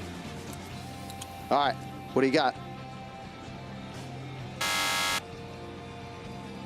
Ah, man, convenience store, gas station. I think we got to give it to Daniel Cormier because it is Cumberland Farms. Cumberland Farms. Cumberland Farms. Cumberland Farms is a gas Yeah. station No, that's as a well. convenience store, bro. It's a convenience. It's all It encompassing. is a gas station as well. Hellcat, we belted you earlier. The winner of this trivia contest is the double champ, Daniel Cormier. Do they Thank have, you, John Annie. Hey, do Thank any you. companies have gas? Thanks, John. Thank you, John. They do, but John, look at that hair. DC is the winner. Look at your hair, Look dude. at my boy's hair. Looking beautiful good thing. out there. It looks like his I brother. look- looking like you know, I Jason. look like- yeah, my twin brother looks like an ass. He looks like that. There it is. Thank you, guys. Appreciate it. Thanks, buddy. Man, congrats, brother, man. You earned Twins that, looking boy. like each other. I got you, man. So you think I'm gonna hold that for you right now, bro? You guys, bro, So you you really close. So you think because of all that I'm not gonna make you spin, huh? You think you trying to trick me up? You think you gonna suck up to me? You see, that's the problem. You're I'm sucking up. just saying, bro. Congrats. Yeah. Bro, that looks good on you. Gold looks good on you. You know what's crazy, man? Like, I love competition. I love that Dan Hellie stayed into it with me the whole time. So, Dan, spin the wheel. Yes. I love a guy that, like, fights hard and, you know, I like that, Dan. Boy, you're so strong. You I broke can't the wheel. believe you won at the very end, like on the gas station I convenience saw it. store. I saw it the other day. You tell me they don't have gas at Cumbies? Whoa. Oh, no. we can't. Oh, my that God. How are we supposed to do that? Dog crap. How are we supposed to play the game now? Mute his microphone. No, we're not going to mute my microphone. Mute his mic right now. Why would we mute my mic Because right shut now? up, Dan Hellie, right now. I like to talk. Hey, guys, so now, hey, let's talk about Zhang Weili. Yeah, let's talk. Right? Because that's a conversation that Dan Hellie wouldn't even know much about. He's a very casual guy. Dean, Zhang Weili and Amanda Lemos this weekend for the championship. How do you break it down? I break it down like this. I mean, it comes down to power. Now, Zhang Weili could stand with her, but I don't think she can stay in the pocket with her. I think she's going to have to use her kicks to keep it on the outside until she can shoot. Now, I think she has a distinct advantage on the ground. If she can get on the ground, because Zhang Weili has a very underrated ground game. If she can get her on the ground, I think she can actually dominate, if not finish. But the one thing she cannot do is get trapped on the fence and try to trade with Lemos. So many people think that Zhang Weili is just like this special talent, right? And people are drawn to her. But what is it that makes her special? And Bilal, why? And I know that I'm kind of judging her harshly when I say that she's fallen short at times. Why hasn't she become this breakout star that so many people expect her to be? I just don't think she fights as much as the fans want her to, right? When she comes in there, she had one of the best fights that we've ever seen against Joanna. Then she comes back the second fight and ends up knocking her out with a spinning back fist. And then she comes in, dominates Carla worse than anybody's ever beat her, right? Well, that one looked bad. But people forget about it. It didn't even look like Carla belonged in there with her. She didn't. She looked like she was scared in there, and I mean, I would be too if I was going in there with Zhang. But I think the fact that there's fights every weekend, right? So you got to be active in other areas. You got to get yourself a YouTube page like you got 15 of them. You got to do it. Thank you for plugging that, bro. I appreciate you. I'm trying to hook you up. But you got to do other things, and I don't think that's why fans usually forget about her, but I think they're going to get reminded tomorrow night. I think she's a special talent. I think that last fight with Carla Esparza, coupled with the spinning back fist in the rematch against Joanna Jędrzejczyk, is going to make people start to remember and appreciate Zhang Weili more. Look at him. He eating. He looked like a Super Saiyan on Dragon Ball Z with his lobster roll. But when I think about Zhang Weili, and you speak about that great fight she had with Joanna the first time, the rematch in Singapore, she knocks her out. Joanna falls forward. Joanna retires. Then she beats Carla Esparza in the way that she did. It's just the fact that she hasn't been around again. If she could have fought somebody earlier in the year and had another dominant performance, this guy right here, he likes the clam chowder way too much. That's a clam chowder right there. Wow. That is terrible, though. Oh! He looks disgusting. Dean, but with Zhang Weili, right? Chinese, it's hard to work. We're better off putting his microphone on so he's talking so we have to watch him eat. He got shit all on his lip. You actually look disgusting. And you're married. Man, I know, right? Disgusting, bro. Like, your wife actually accepts his behavior. You got a wife and kids, man. Act You like look you have a disgusting. napkin. Shit's on your chin. But Dean, like I said, with Zhang Weili being Chinese, massive country, more people than any place in the entire world, how does she? Is it just activity? And what does she have to do against Amanda Limos this weekend to really make people go, man, she is the best? So here's the thing. And Bilal, you can probably attest to this. Whenever you see her at the PI, she runs up and she's so happy to see everybody as if she's happy to be here. Now remember, the UFC is new in China, relatively speaking. So they didn't know that they was at this level. So I think at some level she doesn't realize how good she is. And then when she fought Rose and got knocked out, that was a reminder in her head that she probably isn't as good as she really is. Yep. So then when she fought her again, she didn't fight her with the confidence that you think that she would have. But she's really better than what she thinks she is. And I think that's why when she goes out and fights, her confidence fluctuates because she doesn't realize it, because she thinks that the UFC is on this pedestal because it's so new to the Chinese. She had no fear of Carla Esparza. No. And when she fights with no fear, she's as good as they come. I'm back, guys. I can talk. Yeah, you're back. Thank goodness. Let's, since we're talking Zhang Weili, let's talk little top 5 female pound-for-pound fighters in the UFC. Dino, let's start with you on this. All right, I'm going to go. The first one is a tie, or number 5. I got a tie between Erin Blanchfield and Taya Santos. Whoever wins that is my number 5. Then I got Valentina Shevchenko, Alexa Grasso, Tatiana Suarez, and then coming in at number 1, Weili Zhang. That's a great list. For me, at number 5, I got Santos. At number 4, I got Blanchfield because I think she's gonna be a champion at some point. At number 3, I got Valentina, and only because she lost to Alexa Grasso last. Otherwise, I would have still had her above her, but you can't do that. Alexa Grasso at number 2, and number 1, Zhang Weili. So for as hard as we've been on her, she's still number 1 pound for pound on the first 2 lists. But Blanchfield is fighting Tyler Santos. So as your point, Dean, whoever wins that fight will probably be higher on your list. And then we still got Alexa Grasso facing Valentina again coming up very shortly. So pound for pound ranking should be sorted out very soon. Yeah, no, I love this list. And when you look at look at my list, there's not a lot of differences on here. I do have Carla Esparza. Listen, and let me tell you why. Her only loss in 5 years. Her only loss in 5 years is to Zhang Weili. She's my number 5. Everybody else, I think, is pretty self-explanatory. Yeah, but then I know the Oh, Cookie man. Monster is not the most exciting. I like her. I female like fighter Carla out as a there, person. But just but the I'm way just she saying, got dominated her last She one. got I dominated. know. We're talking skills We're talking here. about best Now we're pound for literally pound. talking skills. We're talking best pound for pound right now, and if you had to make that list Bro, right now, Tatiana Suarez, you don't even have, I mean. Yeah. Do you remember when she fought Tatiana Tatiana beat her. I'm giving the Cookie Monster a little love here. You are. Okay, this is a real list right here. I'm surprised none of you guys have Juliana Pena on your list. The girl that beat Amanda Nunes. I know you guys say, well, she lost one, but it's 1-1. wow. Weili Zhang, obviously, number one. Tatiana's up there. Grasso, she beat Shevchenko, so that's why I have her ahead of her, but I think I had really the best list. No, but the Juliana, problem is when you look at Juliana, yeah, she looks great, but Shevchenko beat Juliana. okay, how long ago was that? How long ago But was still, that? it's like, bro, it's like But Juliana beat Amanda Nunes, who beat Shevchenko twice. Another person that trains in Chicago. Right? Yeah, Another person that trains in You see how he Chicago. always does? Bro, Always he does trying that, to right? hook up his friends. She What beat, is she going on beat with Amanda you? Nunes. She Man. beat the GOAT, right? Can we just say bias? She It finished is. the GOAT. I don't get what you guys are talking about. If she finished the GOAT, I get it, bro. doesn't that make you one of the best pound We're for pound? looking at these. We're looking at this list of 5. Like, it's hard. Like, you can't. I mean, It you is. can't put No, over some of these all these lists are hard, and this They're is very what hard. people grab from the show, and they post on social media, and they tell DC his list is great, and they tell me my list is terrible, and then thank God we have Anik come on to tell me, hey, Oh, you know what, stop. Helly? You I actually looked know in what the you're talking comments, about. and they really picked my draft. Most Of people course they did. did, because you're the one that elicited the comments. That's what Oh. you did. Yeah. Okay. All right, let's talk a little rent-free moment. This is kind of a staple of the weigh-in Yeah. show. We do it each and every show. We pick a fighter from the card, and we pick a moment that's just kind of been living in our head rent-free. Bilal, let's start with you on this one. This one was kind of heartbreaking, but it was great at the same time. You know, I was excited for this rematch. The first fight, one of the best fights that ever happened. This fight comes, Weili comes with a different game plan, right? She comes out wrestling right away. She didn't dominate her. She comes out wrestling. Joanna, you know how tough she is. She came back ready at the end of the first round. Second round, she gets caught with the spinning back fist.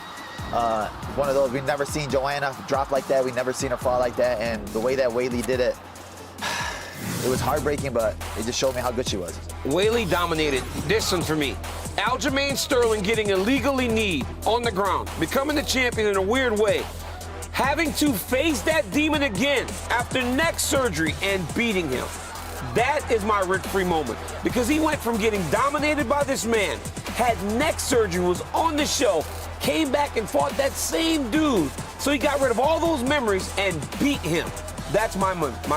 That was huge. That to me, that was the biggest hurdle in his career. All right, mine is Chris Weidman taking on Anderson Silva, UFC 162. Just 6 fights into his career, Weidman stuns Silva to win the middleweight title. And look at the Spider, man, just showboating a little bit. Thought he had this in the bag. Was not meant to be. Weidman keeps forging ahead and ends up getting a massive win, handing Silva the first loss of his career, and then Weidman would go on to defend the title 3 different times. And this is when I knew that Weili Zhang was the truth. I was in China when she fought Jessica Aguilar. I was cornering Jessica Aguilar, and when she took her down and her position and her elbows from the top, her ground and pound, I knew that she was on a different level, and I said, oh my goodness. And then she caught her with this slick submission, and then she transitions into an armbar here. It was just absolutely wicked. I said, Weili Zhang is going to be a champion. I knew from that moment on that she was special, that she was different, and here she is today on a different level, defending her belt. So Dana White's Contender Series has been around for 7 years now. We are now going into week 3 of season number 7, and it is a fertile recruiting ground for the UFC.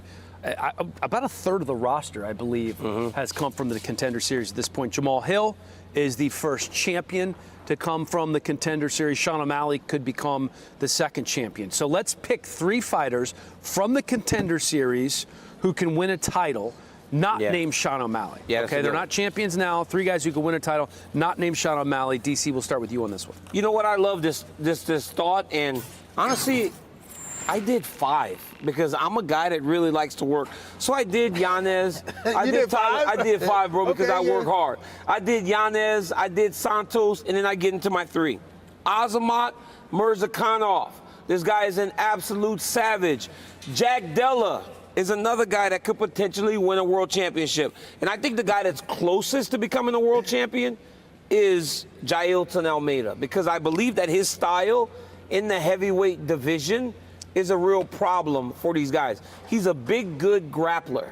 And in heavyweight, there just aren't that many of them. Bilal, that's no knock on you with Jack Della Maddalena. And I'm thinking, like, you'd be retired after putting your belt. He couldn't, like, defend a takedown his last fight, so I just didn't know where you were going with that. But you don't do research, so it's all good. I did 5. Did you do 5 or 3?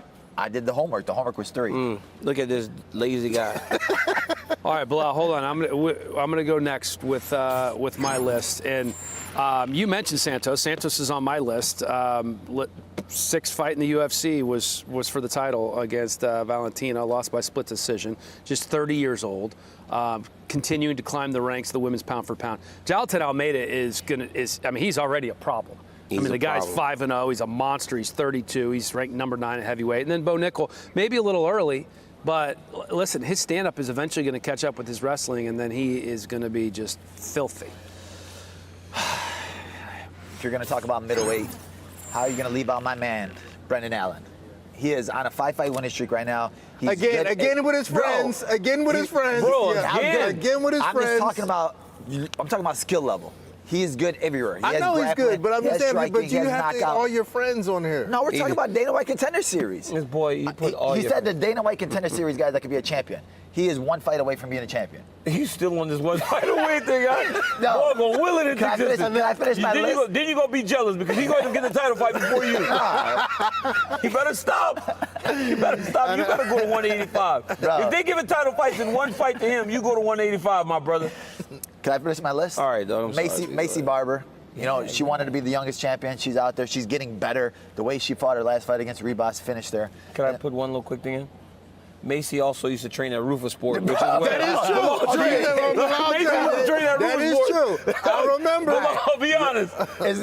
Bro, okay, so I can't pick anybody good then. Is it my fault I train with great people, great fighters? All right, listen. There's a lot of great fighters, though. And then Jailton Almeida. Yeah, that's I've never met him before in my life. But I know he could be a champion. He got a disclaimer, though. I've never met him. Well, Dino, you're up. All right, I got my list. I got Talia Santos, speaks for herself. On everybody else's list, Jailton Almeida is obviously a consensus.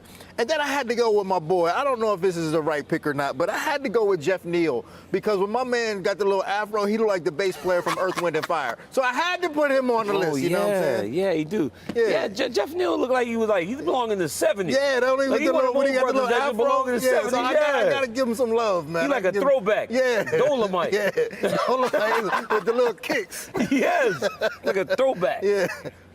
All right, the whole reason we're playing this little game here is because of Sean O'Malley has the potential to become the 2nd champ off of Dana White's Contender Series. And since the moment he stepped into the octagon, this was pre-Apex days, this was season number 1 of Contender Series, and Snoop Dogg fell in love with him, you knew this kid was going to be a star. This is where stars are made. Now we find out if he is of the championship level. And that's where I feel like my biggest asset is my ability to perform under the lights and get the job done no matter what. Boston, are you ready? The UFC returns. Respect is never given. You take it when it's earned. UFC 292, UFC 292, UFC 292, UFC, yeah. There's an underdog on the card with the aura of a superstar. And this can be that moment when the rocket finally takes off. UFC 292, UFC 292, UFC 292, UFC 292. Skinny kid, big curly hair, big dreams in Montana rare. Season 1, Contender Series, Dana White, so he came prepared. On his feet, off the wall, nigga Snoop Dogg jumped off his paw, screaming his name. Earned his stripes to fight Eddie Wineland, he earned the right. Smoked him like he burned the pipe for his biggest win, Eye of the Tiger. Long, accurate, pinpoint striker, that don't mean anybody gon' like you. Think about Sean O'Malley, people love his personality. Magnetic, a new hair color every fight, who knows what's next? Red, blue, pastel, now that long, tall kid is a man. Prove that big time against Peter Yan, but when you do it, you gotta do it often. Next on the list, Sterling in Boston. He is not them, he is the one of all the Dana White Contender alums. That he reps well and as well as himself. Flash and brash, he will tell you himself. The underdog, belief, the passion, credible steel, the fans, the backing. Confident trash talk, we gon' see. If a superstar's what he gon' be. He shook the world of the UFC. Nobody saw it coming. O'Malley from season 1, Contender Series to 292 PPV. Boston, are you ready? The UFC returns. Respect is never given. You take it when it's earned. UFC 292. UFC 292. What is that? It's crazy, man. So, we like to get stupid here. We're going to be playing a game that involves chickens in a few minutes. But while we're still getting ready, let's talk about that star power of Sean O'Malley, the ability to draw in pay-per-views, the crazy hair, the Lamborghini, the flying in private. There are champions who don't fly to fights in private, and I feel like he's been doing this for like his last 5 fights. Like, right? He's had this kind of star magnetism since the very beginning. What is it about this kid? I mean, it was perfect. It was a perfect storm. He's on the Contender Series. Snoop starts to scream O'Malley, then he's smoking with him, and it was just all systems go from that point on. And then the kid had the ability to have exciting fights and dominate. That's so important whenever you're trying to build your star power. But right now, guys, this is where we find out. This is where we find out if this is really true. Now, I don't expect him to help Aljamain Sterling sell 700,000 pay-per-views, but if he can help the number jump, then you know that there's actually value to him and not things that we just perceive as star power. Because when Conor McGregor finally headlined, it was big. It wasn't like it was a small pay-per-view. Conor McGregor showed that with all the right ingredients, you can burst out of the scene. This is Sean O'Malley's chance to show that it's not just, hey, we all love Sean O'Malley, but people will pay money to watch Sean O'Malley, and that's when you start to value star quality. And I think he's been carrying himself as a champion, right? People will sit there and hate on him, but like when you listen to his podcast, when you hear him talk, I make sure I have to sleep. When I'm in camp, I don't do this. I don't go out. I don't do this. So like he knows how big it would be for him to win this title. He knows that I win this title, my life changes. Even though he's doing well right now, but everything changes once you win this belt. And I think he's taking it more serious than people give him credit for. I feel like him and his coaches, even when they talk about the fight, they know how tough Aljamain is. He's not just trying to be cocky or trying to make crazy predictions. He knows it's going to be a wrestling match. He knows that I had this full year to train for this one specific opponent, and I'm going to show you guys and prove to you guys how good I am. Plus, he has a relatability about him that really resonates with everybody. I mean, like when you look at him, like he's skinny, he's got this little bird chest, but then he has like the whole TikTok looking thing with the hair and the tattoos. So he doesn't look like your typical fighter. Like he looks like somebody who's going to be hanging out and just playing around and making videos. But he can fight, but that's relatable, but he can fight. And so he's like a hero to all these like young kids out there, and they love him. They love him for that. That's the one right there, Dean. Like, he looks like a TikTok star. He looks like a social media person, like YouTuber. This is what draws kids in nowadays. Like, my son is in tune with people like the Paul brothers and all these YouTubers and guys like Sean O'Malley, because it's not just about the fighting ability. It is about the look, the swag is what the kids The Riz. The Riz. That's something I heard the other day for the first time.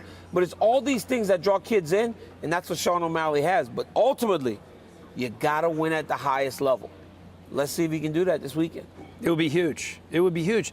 He is almost a 3-1 underdog in this fight, and I'm blanking. Recently, there was a fight that had almost exactly the same odds. Duplessis and Whitaker. and Dracus Duplessis. And Dracus Duplessis, the underdog in that fight, ended up winning that fight handily. Well, a couple weeks ago, all the underdogs won. It was like 7 in a row. So while the betting odds probability, what's the probability of Aljamain Sterling winning this fight? 3 out of 4 times, he's probably going to win. Right. But there are nights where you don't win, even if you are the favorite. So, yeah, it's always interesting. It is going to be a hell of a main event. Here is a deeper look at Aljamain Sterling and Sugar Sean O'Malley. There's a look at Sean O'Malley. Says he's good enough and marketable enough to be a household name. I've always wanted to be rich. I always wanted to be famous, but I never knew how I would do it. Oh! 3-piece dinner with biscuits. O'Malley! O'Malley! O'Malley! I was like, okay, this is it. Hey, this the next champ in the UFC, man. Sean O'Malley is an absolute star in the making. People talk about him having it. Not only does he have it, this dude can straight up fight. I definitely want to be the biggest star in the UFC. Oh, that left hand hurt him bad. Oh! He gets another highlight for the real Sean O'Malley. Wow. I go out there and beat Aljamain Sterling August 19th. I become a superstar. He's an entitled little brat that thinks he's Conor McGregor, who has been given everything from the UFC. Sean O'Malley was supposed to fight me at UFC 288. He opted not to take the title shot. He gave it the blessings to Henry Cejudo. He thought Henry was going to be enough to beat me so that he didn't have to face his fears. Look at this. Big takedown by the champion. I showed that I'm simply the best. I took down the gold medalist 4 times, and now he has no choice but to finally step in there with me. Now we get to go out there and dispatch the next spoiled brat. One thing I want to say, I know there's a sweet in the crowd. Sugar Show, where the you at, bitch? You better hope you look better than that. You got a whole year. Better than that. You got a whole year to work in your jiu-jitsu. You better be ready to cut weight. Daddy Dana ain't gonna babysit that ass no more. You better look better than that. I drag ass up and down this octagon, bitch. Get this piece of out of my cage. I don't think he's really understanding the reality of what this is going to be, and I can't wait to put a mirror up in front of his face and show him his true self. There's no more running for him. I'm going to have my opportunity to go out there and smash him. This is a risky fight for him, but he's risking it because he knows he's going to get paid. I built a career off knocking people out in the first round. Oh! The walk-off KO! The Sugar Show! You don't get opportunities to fight one of the biggest stars too often, and he's not passing it up. He can say whatever he wants. I do think he's worried about this fight, as he should be, because I am his ultimate kryptonite. One guy knows how to wrestle, one guy does not. You think if I could take down a short, stocky guy like Henry, who's actually a gold medalist and has good takedown defense, what am I going to do to Sean O'Malley? He's going to make one mistake, and that's all it's going to take for me to close the distance. If Funk Master takes you back, it's a wrap. Good down. Oh, my goodness. Aljamain Sterling! I am a sniper. I will find his chin. I know I'm capable of putting his lights out. He's the greatest bantamweight of all time. I get to go out there, put his lights out. What does that make me? I think the people would love to see me be the bantamweight champion, so we'll give the people what they want. Welcome to the Sugar Show, everybody! It's going to be a bad night for this guy. You're going to get smashed. Just going to be like a walk on the beach. First round, TKO. I'm going to lose. Back on. All right, here we are in the octagon. We like to play silly games. We have these rubber chickens tied to our feet. Why, you ask? We'll take a look at this. This is how you play the game. Look at that. Oh, no. In the octagon, look at that. What? Huh? Look at this Sean O'Malley's face with it. Oh, wow. Oh, this is going to hurt. All right. So you can't move. No, you can move. It just makes noise, and then he finds you. All right, Jimmy. Yep. Let's put the blindfold on. If you get hit twice, you're out. Jimmy's going to start in the middle. We're going to spread out. Can we push him? We're going to spread out. Yeah, you can do whatever you want. Spin Jimmy around 3 times. Spin him around. Miles, spin him 3 times, Miles. Spin him. Jimmy, spin yourself around. No, you got to spin him, Miles. No, them.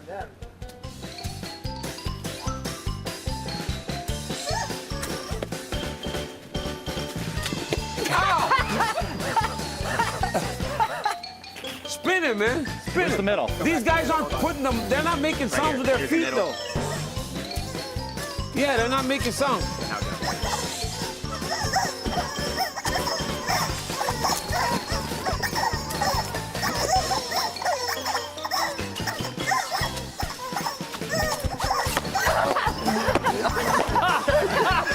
He wore him out. He wore him out. Go ahead.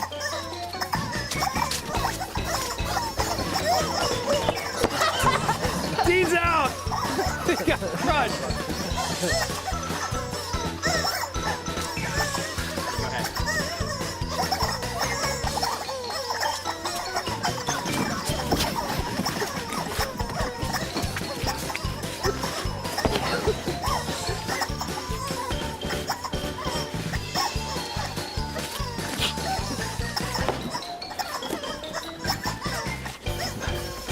I'm gonna vomit all over the place.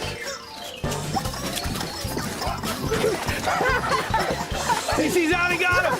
You got it. All right, Bilal. He hit Bilal. Oh, no, don't spin me anymore. God, spin me. Okay, go ahead. You're in the middle.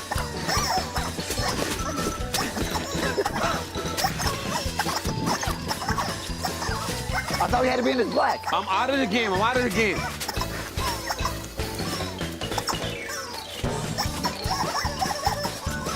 Yeah! Got him!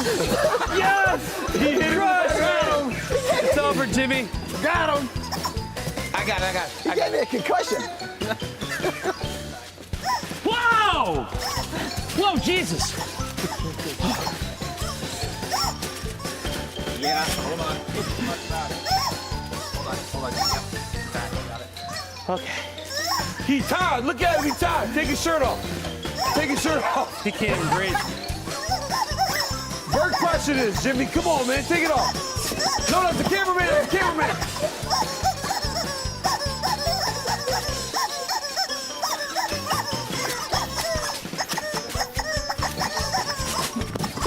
Hey, he's outside of the black. Dan's outside of the black.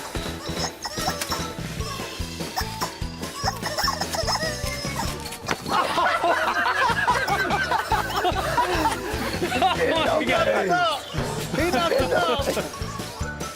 You got to spin him. All right. Both been hit once.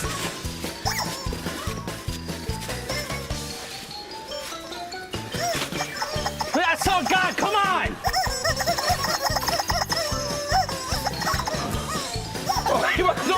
What's wrong, dude? Hey, Miles, go get the belt. Go get the belt. Oh, no. Darn it. Let's go. It's time right now. Oh my God, that was tough. I gotta go. Nice shot, I gotta go. Oh, Bilal Muhammad. Where's the All belt? right, guys. DC, you're off the first take. All right, DC Bilal, has to go do some work. Let's go. We got the belt. Thank you, Miles. Bilal Muhammad. Number 3 ranked welterweight in the world. I'd like to thank my family and Wayne my Show friends. champion. Appreciate you. Shout out to Jimmy for hooking it up, not hitting me. He still ain't gonna get no real title shot, so it don't even matter. Stop that. Yes, he is. UFC 292 coming up from TD Garden here in Boston in what? 24 hours plus a couple. What a show it has been for the pioneer, Dean Thomas. Bilal Muhammad. I'm Dan Helly. DC's already taken off because he is doing more work for ESPN. Thanks for watching, everybody. One of our favorite shows. And as always, you know, we like to have fun. Enjoy this on the way out. Well, I need to see the faces. I need to see the oh, there's Anik. Oh, the jelly beans did not taste good. DC had the belt for a moment. A quick moment. That was pretty good. And there he is, the weigh-in show champion. Upset DC is the best DC. I don't even know what I was talking about there. See, I wasn't taking part in that one, Cody. Hey, Jimmy Stewart, by the way, great job. Great job on your first weigh-in show. I'm hoping that RJ gets his job back. I'm hoping. My guess is he probably will. Oh, man. Oh, we're back! Thanks for watching, everybody. Huge fights coming up from right here in this octagon on Saturday night. I'll be watching. I hope you are, too. We'll see you then. Bilal, Dean, Dan, DC's over there. We'll see you soon. Let's go! Thanks for watching, everybody.